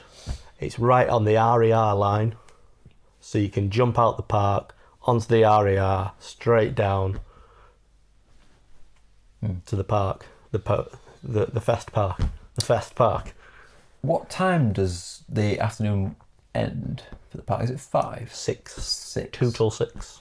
What time does the after party start? 7. That's what I want to. I was going to say, do we want to go exploring afterwards? But we're going to get back and then get Back and on it. On it. So yeah, so that's good. You've got the Luxembourg stop, or if you want one at the bottom of the park, there is Port Royal. So Yeah. Not Battle Royale. Port no, Royale. Port Royal. So you've got your choice of stops there, whether you're at the north or the south of the park, just so you don't have to walk all the way through. Not that there'll be a bad thing. Yeah. So they're both quite central. One other park I found recommended was Parc de la Villette, which we're staying up near the canal. We're in the 19th area. I can't remember what the French word is now. Arrêtement or something. Right. It's like the 19th district of Paris. Fair play. There's a canal running through it, after party bars on the canal. At the end of the canal, before it bends upwards, yeah, it's got a kink in it. Love it. At that end, there is a park which is also surrounded by an opera house of music areas. That is also supposed to be very good. So that's a bit further out, probably not so convenient for other people, but it'd be 20 minutes walk for us. Perfect, yeah. So yeah, if you got bored of the after party, walk up there. It'd be Maybe you want some 15 air. minutes. Maybe you've done too many shots of absinthe. Catch a few. Yeah. Maybe some pasties. You've had too much pasties. You come back down, join the after party again. You caught some more Pokemon or whatever. I feel like it's going to be a good one. So yeah, but that is on line 5. This is exciting. Yeah, so Port de Pantin is on line 5 of the metro. Or if you want to get off at the other side of the park, you've got Port de la Villette, which is on line 7, which the metro station featured in Battlefield 3 I feel like we need to as go. a multiplayer map. We need to go. That was such a good map. You played Battlefield 3? No. So do you actually recognise Yeah, I that? do, yeah. It was a nightmare of a map to play. It was just Grenade Central. Yeah. But no, it was a good... in fact, I have a fond memory of playing that. There was me and trophies and medals or whatever. It wasn't actually a trophy, it was a medal in the game for knifing someone. But it was the last medal I needed. So Rob will remember this. I just, instead of having a gun out and then switching to my knife, I just ran around with a knife out. And I just went... I was like trying to knife people that avoided grenades and stuff. So that's, it's a good memory. Yeah, there you go. Coming back to some other gaming instead of just Pokemon. I did do this other gaming. One other thing I thought about. Will Brandon Tan be meeting again? Because he did last year. I don't know if he is. I think he said at one point he wasn't going to. He has not said anything recently about anything.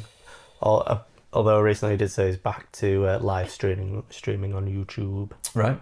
I do know some YouTubers that are going to Paris. Yeah. So there will probably be unofficial meets for them. Oh. And to be fair, they're usually sometimes the better meets to go. So I enjoyed the Brandon Tan one. The Brandon Tan one was good.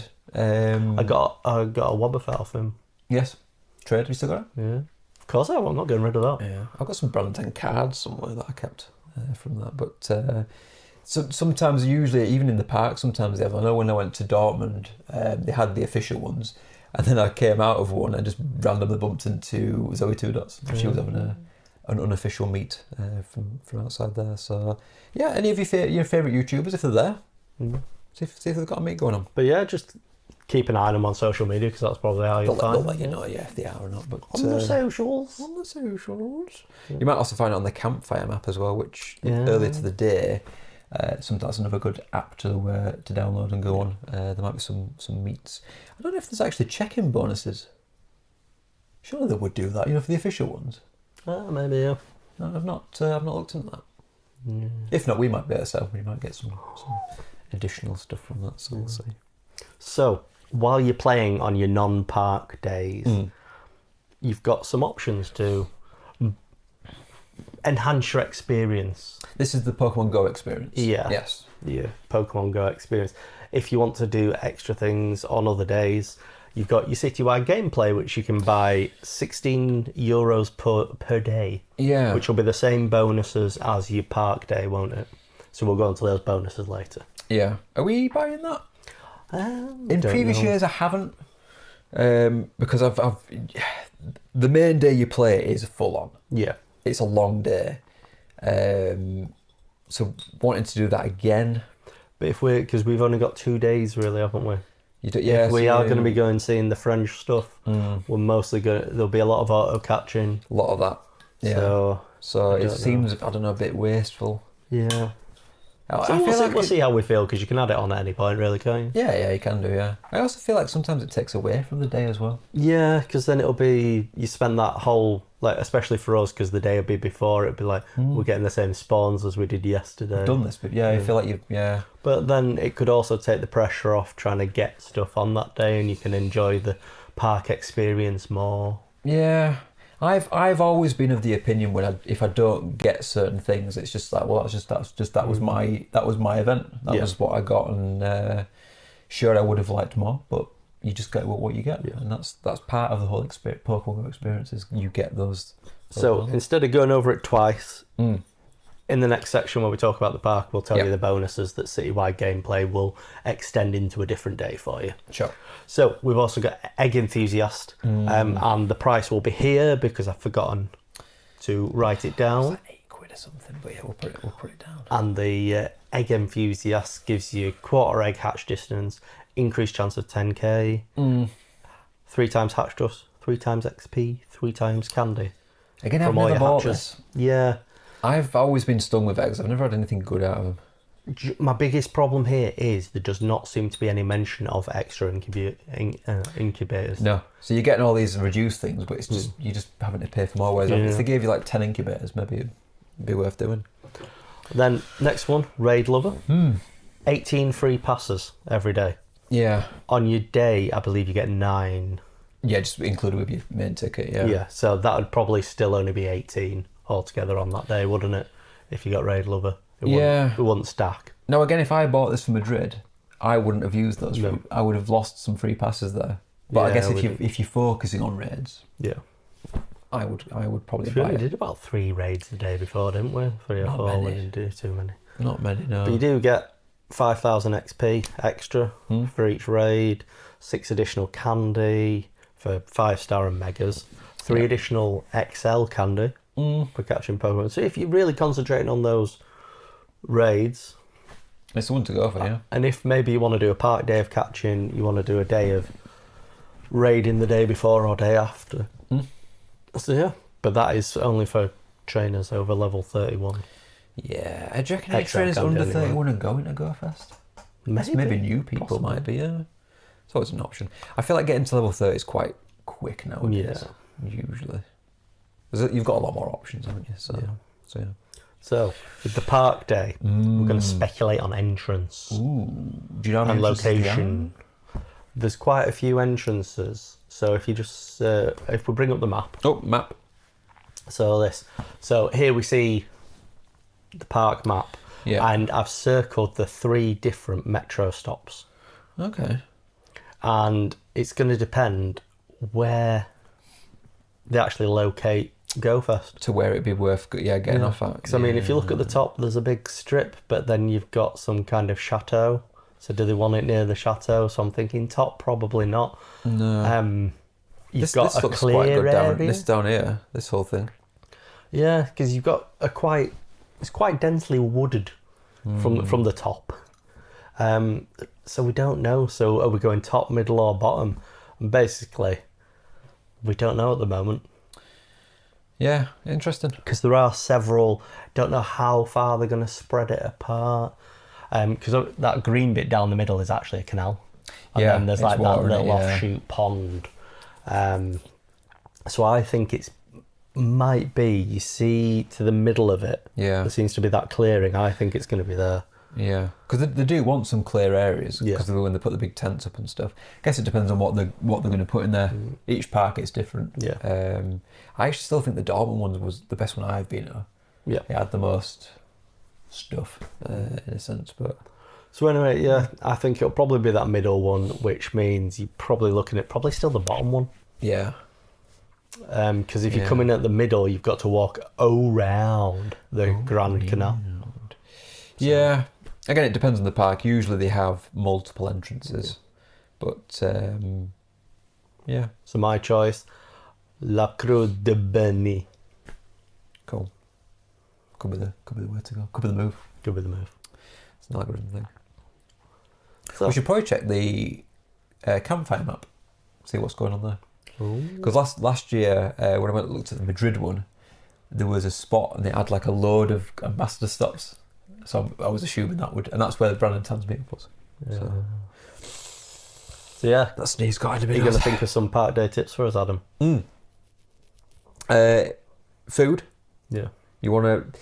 This is one thing I always struggle with. I always forget to eat because I'm that engrossed in the game, and then you get later in the day and you're like... Do you know what I'm going to do? I'm going to turn up solid steak, snake style, just like full on webbing, pockets everywhere. It's just going to be energy bars and... Yeah.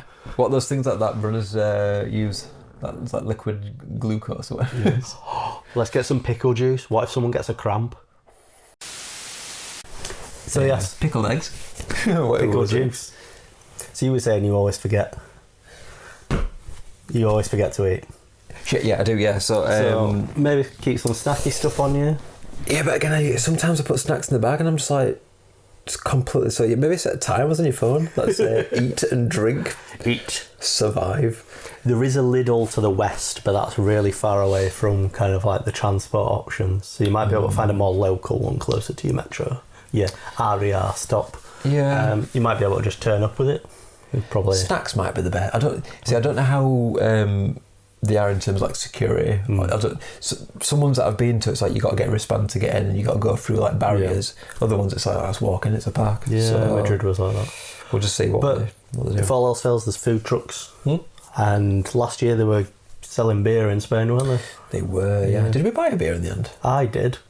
I know I definitely had one because I got one and then stood in the queue, because you got in a queue, you ordered the food, you went to another queue, and that queue took ages. Yeah. And I was stood in that when it started, smashing a beer. Chugging a beer down. And I finished it before I actually got the food.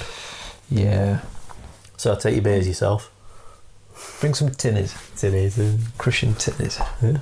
So hopefully it'll be shadier than last year. Yeah, again, this is weather dependent. Obviously, if it was not too warm, it wouldn't have mattered. But, last year, people huddled under olive trees. Let's reuse that footage. Stick that up there. It was insane. Yeah, it's bad. It's like you don't want it to rain, but you also the sun also has its problems. You couldn't see the screens. Can't see the screen. So you have to turn it up. Then the phone overheats, uses more battery. Yeah. I would rather have hot than rain, but definitely. It still comes with some issues. You can still play, whereas rain just makes your screen do all sorts. Yeah, makes you throw master balls when you don't want to. So the park itself, we're looking at habitats, which each have their own themed photo opportunity. Yes, don't they? They'll have big inflatables or different. Let's bash a selection from last year, so you kind of get the idea. I was falling asleep on a Snorlax. The sun place. The Sungate. Should we do the one where we won't have the Necrozma one because that's photoshopped in, that's not real. That didn't happen. Yeah, it's just the Sungate. There was the maze. The maze, I liked the maze. The maze was good. We were gangster in that maze. Yeah. Didn't we get the first luggage tags from there as well? Yeah, we did when we came out, yeah. And now I've got loads of them. So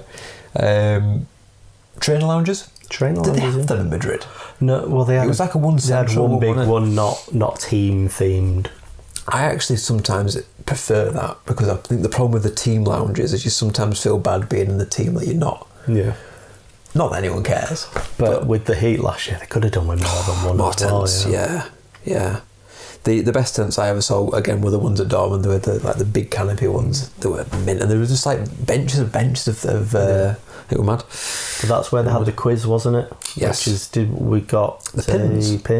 I think from it. Yeah. I think they were also doing the Pokers Up keyrings. Yeah. Obviously, we had them before, and so they weren't too good. But go to find the lounges and things. Yeah. There is stuff to do there, and you will get some free stuff. There's the battle area. Yeah, we won't say anything because we just don't.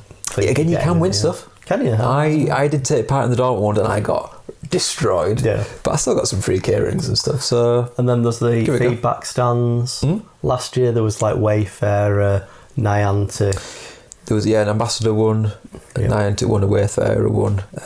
So yeah, if you want, like the Wayfarer one was out the way, wasn't it? It was at the Niantic sign itself. It was It gave us some stickers, didn't it? Was it? I think either Brandon was there or Leo. He was there. Brandon was. He was there, yeah. Not as the actual stand dude, but he was just there, just been around, yeah. So we got some free stickers from him, so that was something. But yeah, if you got some feedback, what I might do, what was quite popular last year, is I might do the whole get feedback from our community.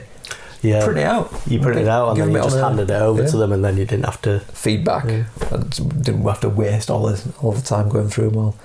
Then you've got YouTubers you can meet. There's a merch tent.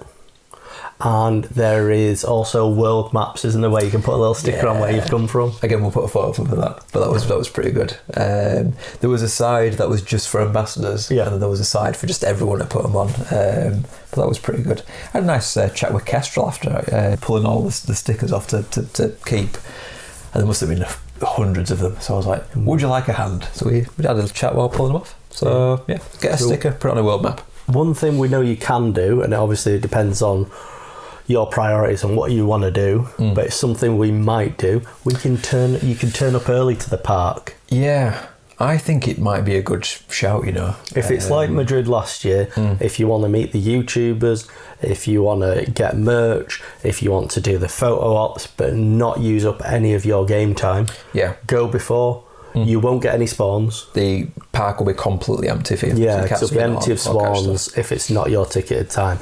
But you can still obviously go around, do all that stuff that would get in the way. Yeah. Might, depends how you feel about it, get in the way of, you know, your game slot. Or, I suppose, hang around if you've got the morning. You could also use it as a time to get used to how the map is, and get some intel on where the best places are to go. Obviously, that's just a tip. You don't have to take it. So our slot is 2 till 6, so the afternoons are 2 till 6. Can't remember what the... so the morning one is 9 a.m? here. We'll put it down here, but yeah. I always used to like the morning ones, because my idea was you can get that out of the way, and then you can just chill for the rest of it. But I'm moving over to the afternoon ones. I also think sometimes at the end of the day, they have things. So in Dortmund, they had the big rocket balloon. Yeah. I think they had like a big firework thing. London's got cancelled because it was raining, so whatever. Does it go with the giant group photo?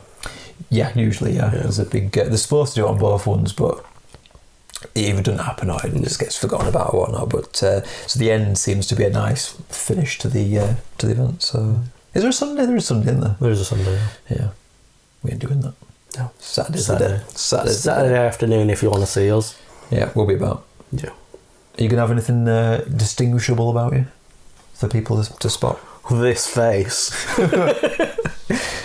No, I'll probably have a crabby. Are we bringing flags? Are we bringing flags with us? Yeah, I might do. I'll probably bring our one and then maybe one of the ambassador ones. Yeah. Do you want to wear the vest? No. No one wants to wear the vest. Not got enough pockets. So anyway, here are the bonuses. Yeah, so it does start at 9 a.m, so I can assume it finishes at 1 a.m. 1 a.m? Yeah, no, 1 p.m. 1 p.m, yeah. I'm going backwards Would be so 9 till 1 morning session. So bonuses, all attendees receive the following bonuses and rewards anywhere in Paris on their ticket. So anywhere in Paris on your ticketed day from 9 till 6 local time. So event-themed Pokemon appear in the park venue, habitats and Paris. So when you're out of... Is it just all when you're out of the park? Oh. Increased shiny chance. Yeah. I read that wrong, that's why I paused. But I got the same message across. Increased chance of encountering shiny Pokemon. Yeah. 1 half hatch distance. Half hatch distance for eggs placed in incubator. So even if you haven't bought the egg pass, still half hatch. Special... Oh god, I'm getting very dry. I need a drink. Here's another one. If I don't know if this is the same case, but usually if you're checking out an ambassador meetup, you also get a quarter hatch distance off as well. Don't know if that'll still work, but normally that does work. So you want to rush off to get a thing, or would you like me to finish your Jinx? Your list? Let me have one of your cokes. Do you need anything, Adam? No, I'm good. I'm very dry. I'm good. So I'm going to have an original. Have an original Coke. Don't tell Danny. I won't. You'll be passing out. He'll be waking up in cold sweats. It's so dry. I'm just. Well, while you drink that off, I'll do the next one. We did egg distance. The special research will lead to an encounter with a I thought it was Volcarona. No. Where have I got that from? No idea. Oh well, so you'll get that. I'm assuming you'll also get that from Global. Yes. One with a circle thing on its back, isn't it? Yeah. So can't be shiny, I'm guessing. No, I don't think so. No. Not yet. Is it legendary or is it mythical? I'm not too sure. Again, we'll put something across to reduce our incompetence. Because usually, if you get one, it's a one-off in it. So yeah. Sticky. Event stickers. Everyone loves stickers. I learned the other day, Erin hates the stickers and she uses them all up. Yeah, she tried to get rid of them all, didn't she? Which is, I find crazy. Because you're only going to get more. You're only going to get more. I quite like collecting. I never use them. No, neither do I. It takes too long. Yeah, but they're there. So I like having That's them. a bit of feedback for the team. Stickers take too long. I feel like gifts generally. If you put a sticker on it, should give you something. Maybe it should give you more items if you open it or something. Hasn't there been research or tasks? Yes. Where it has made you apply. You've got to apply the stickers. Yeah. I might put that on my feedback. Stickers should give gifts something extra. Yeah. So yeah. Better gifts. Better items, but something. So yeah. 2 hour lures. Yeah. That's weird. That's less than a community. Yeah. Not a bad thing though. You thought it'd be 4. But they'd probably lure up all the park stops as... a good tip if you need I think it's the picnicker badge. Yeah. Put it on at these events. If you need people to catch off your lures, you can get it platinumed in one day at these events. So if you can manage to get one on, pick them on. So yeah. Habitat themed collection challenges. These are the things you want to focus on pretty quickly, really. You want to get this out of the way and done. Because the amount of times I've done this before in both events where I've thought I've done them all the way at the other end of the park, and I'm like, oh, I need to capture whatever it is from this habitat and I have to go all the way back over. So focus on it, make sure you get them all done, all your challenges done, and then you can just spend the rest of the day doing whatever you want to do. And then no spoilers. 3 surprise encounters in Go Snapshot per day. I won't tell you what it is yet. Do we know what it is? We do, yeah. Fair enough. And then two times catch candy. Always good. Always nice. That's a standard community day thing, that. Yes. Do they have increased XL? Sometimes they have an increased... That was not announced so far. So, for your park tickets, all ticket holders receive the following bonuses and rewards anywhere in Paris on their ticketed day from the start. So from, 1 minute past midnight till 1 minute to midnight. Okay. 9 free raid passes. Nice. By spinning gyms. So you have to spin your gyms. You don't just get... No, you don't just passes. Yep. Yeah. 6 special trades, Adam. I know you love your trades. I do love 6 trades. special trades. Decrease Stardust cost. Oh, that's a good one. For the special trades. That's a good one. Open up to 40 gifts. And featured attacks. They haven't said more than that. Right. But I assume any Pokemon that's got a... The decreased Stardust is good because I remember at Dortmund... special trades are going to eat Stardust. Some of them are well expensive, especially if it's someone you're not friends with. That's why you get in the Discord. If you come in the Burly Bantz Discord, we'll point you to the other Discord. Yeah. It's like a chain. Well, like a corridor. But yeah, I once set up a trade with someone in Dortmund. For this kid who was really excited. Oh, great. He had like 400 Stardust, so he couldn't do the trade, and he was devastated. And I was annoyed because I wasted 5 minutes when I was doing catching stuff. So yeah, pretty good. Here are some spoilers possible. So if you want, skip to the end. I'm pretty sure it's just the outro now. So is there anything? Yeah, but there's a few. We have after party bits, so maybe skip to after party. This timestamp, if you want to avoid spoilers. There's nothing that's not been announced. Yeah, well, because I took all this off of their website. Yeah. So, as we said, Volcanium research, early access to Zycan and Zamazenta. But this is Zycan? This is Zacian? Zacian? No idea. No. So this is the other form. So there's been some confusion about this in the chat about how this is going to work. Is it a completely separate Pokemon? Is it a form? I don't know how it works. That has not been confirmed either. No. Oh, I'm back. There are more updates. Can you please stop giving us updates? I have too many things to do.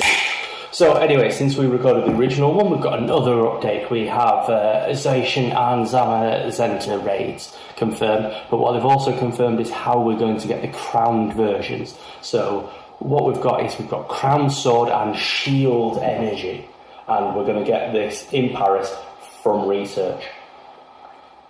Once it releases at Global, doing raids with the crowned versions is going to get you the Sword or Shield Energy as well. You need 1,000 plus the move Iron Head to be able to change the form of the regular Pokemon into the crowned version, and you get either the Behemoth Blade or Behemoth Bash, whichever, the signature move for each. Once you've changed it once, if you do change it back, then there's no requirement anymore. It will just change without any extra Sword or Shield Energy. You'll also be able to use these in max battles, even though they don't Gigantamax. But if memory serves me correctly, it's Eternimax at the end of that game, isn't it? And they fight it without Dynamaxing or Gigantamaxing, which it does itself, Gigantamax or whatever. And once you unlock Guard on Zamazenta in max battles, it says that you may see another power of the warrior Pokemon. No idea what that is myself. Get in the comments and tell me, because I couldn't find anything on it. So yeah, back to the regular show. Can be shiny though. It can. So I think it will be a form that you can transform into, that you'll need candy. Or some items. Kind of like, you know how like fusion happens, you need so much candy and everything. Yeah. So I think it will be, you transform it and it stays as that unless you untransform it kind of thing. But you'll need 50 candy or whatever. Funnily enough, when these two came out, not the hero forms, I got the Zamazenta shiny first one. Oh. And I stupidly did 4 more, and I got 3 more shinies. Zacian did 50 raids, non-shiny. Excellent. So that's how I like it. I have had since they came out, which was months and months ago, a trade lined up with Sharpie. Shiny Zamazenta for shiny Zacian. We've been waiting to get lucky. It's not got lucky. And I'm probably going to get one from Go Fest now. Yeah. So, I wonder if they'll have an adventure effect. Because it feels like the thing now, doesn't it? I would hope so, but I don't know what else they could do. Oh, I know what it is. The adventure effect will be... Where's Steve gone? Le poisson Steve. Don't know. You're sat on it. Sorry, Steve. Not going to let me into France now for doing this to Le Poisson Steve. Definitely not. So the mascot. So what'll happen is you need 50 candy and about 20,000 Stardust, and because the British Pokemon aren't they themed? Yeah. When you click on the adventure effect, it steals everyone's tea within a radius. In fact, it might attract all the tea Pokemon. You know, the ones that are all teacups and stuff. Sinus tea. Yeah. That actually wouldn't be too bad because I didn't got the phony form or whatever the other form it'd be is. such a terrible effect once you've got what you need. Yeah, you'd never use it, would you? No. What would you want it to be though? What would be useful? We've got like making like star pieces look eggs last longer. We've got bigger radius, easier to catch. I just don't know what. Lucky eggs last longer. Well, that's just the same, isn't dialed, it? isn't it? Yeah.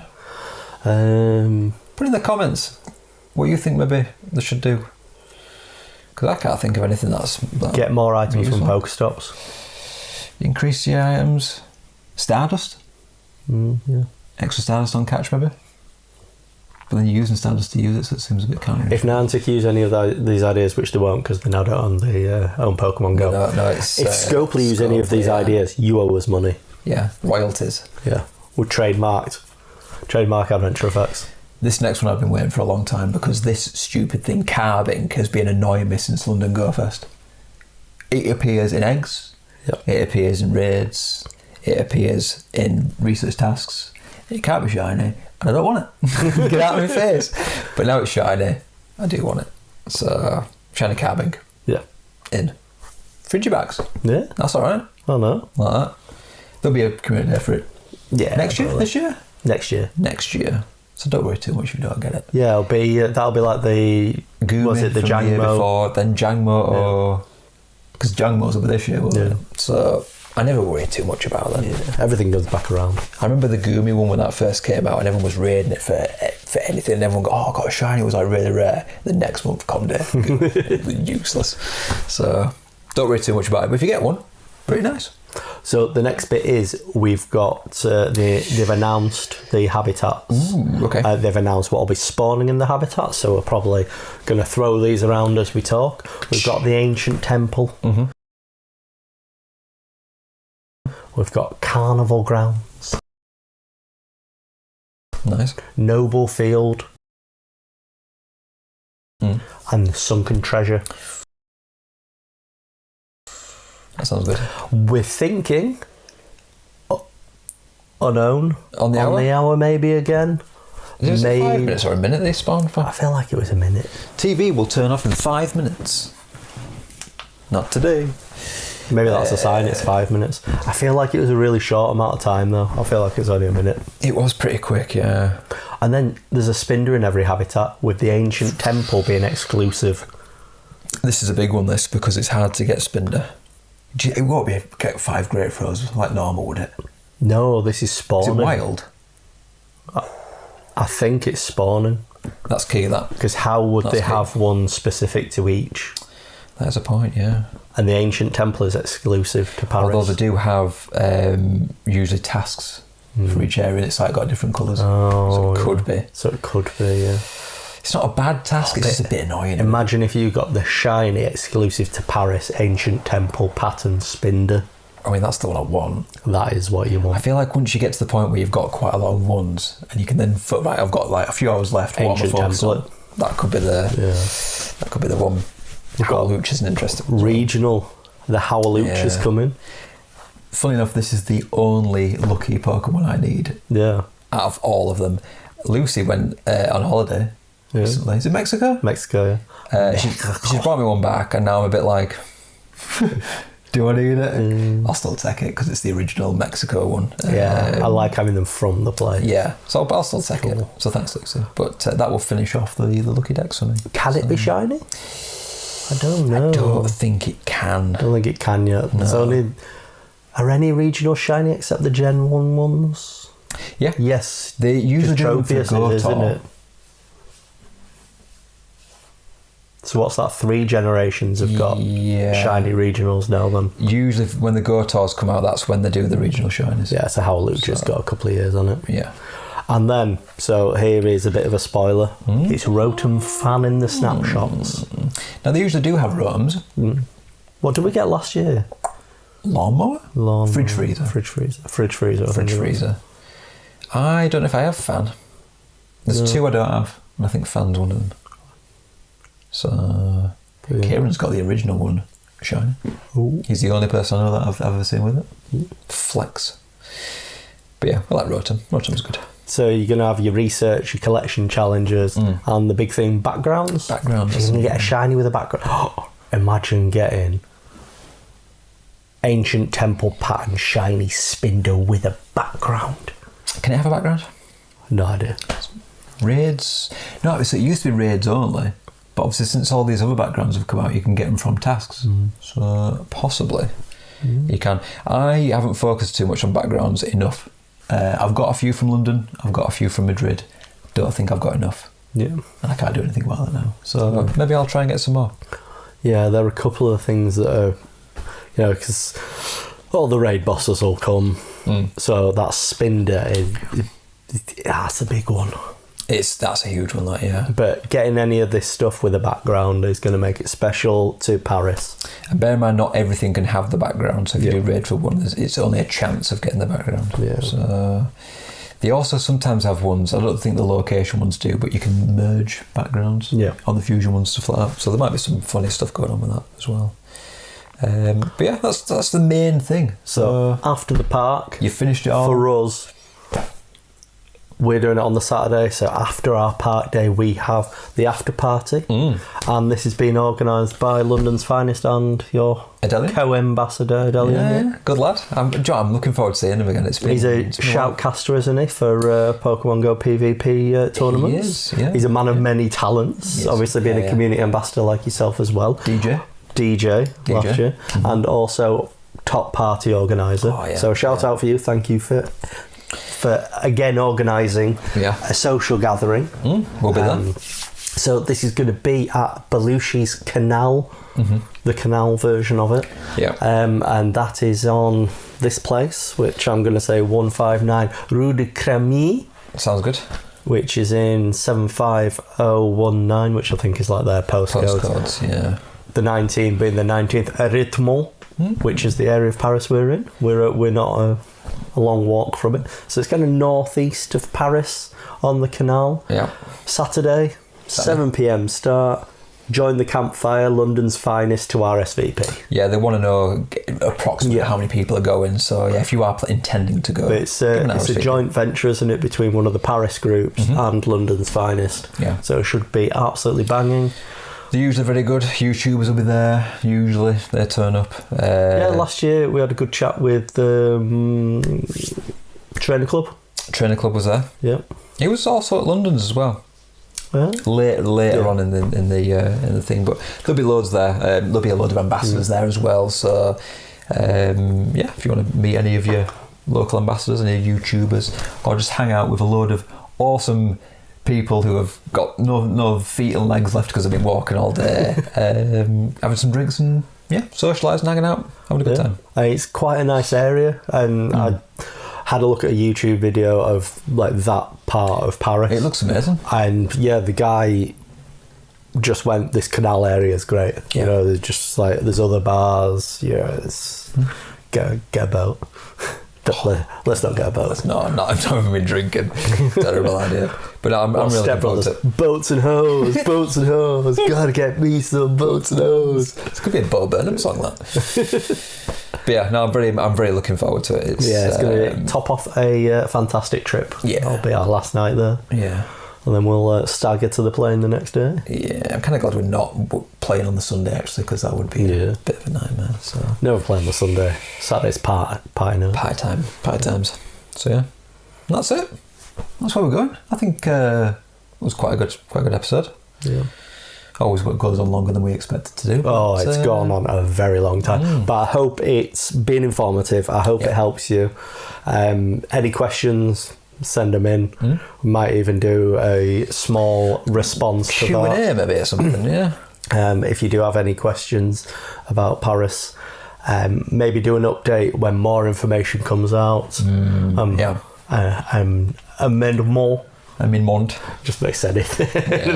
French. But if you've got any, put them in the comments or join the Discord and we'll reply back to you on there as well. And definitely, if I've said anything wrong or if Adam always says something wrong, please correct us. We love corrections. We'll be very happy to be told that we're wrong. Yeah. Because we'd rather have the right answer than believe our idiocy. Yeah. So we'll just say that, that's where we're going to leave the episode. Theme music, as always, composed by myself.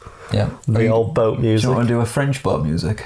Oh, we're getting so thrown out of France. We're not going to get let into France, so we might get boat thrown out. Special thanks to some people that I use their YouTube videos to research. Le Franchise, which I mentioned earlier. Destination Well Known. Destination Well Known.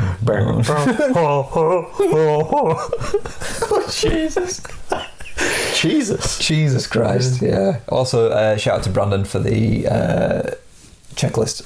For the checklist, yeah. That's in there as well. So. And then also to the Pokemon Go website for the stuff we've stolen off of it. Yeah.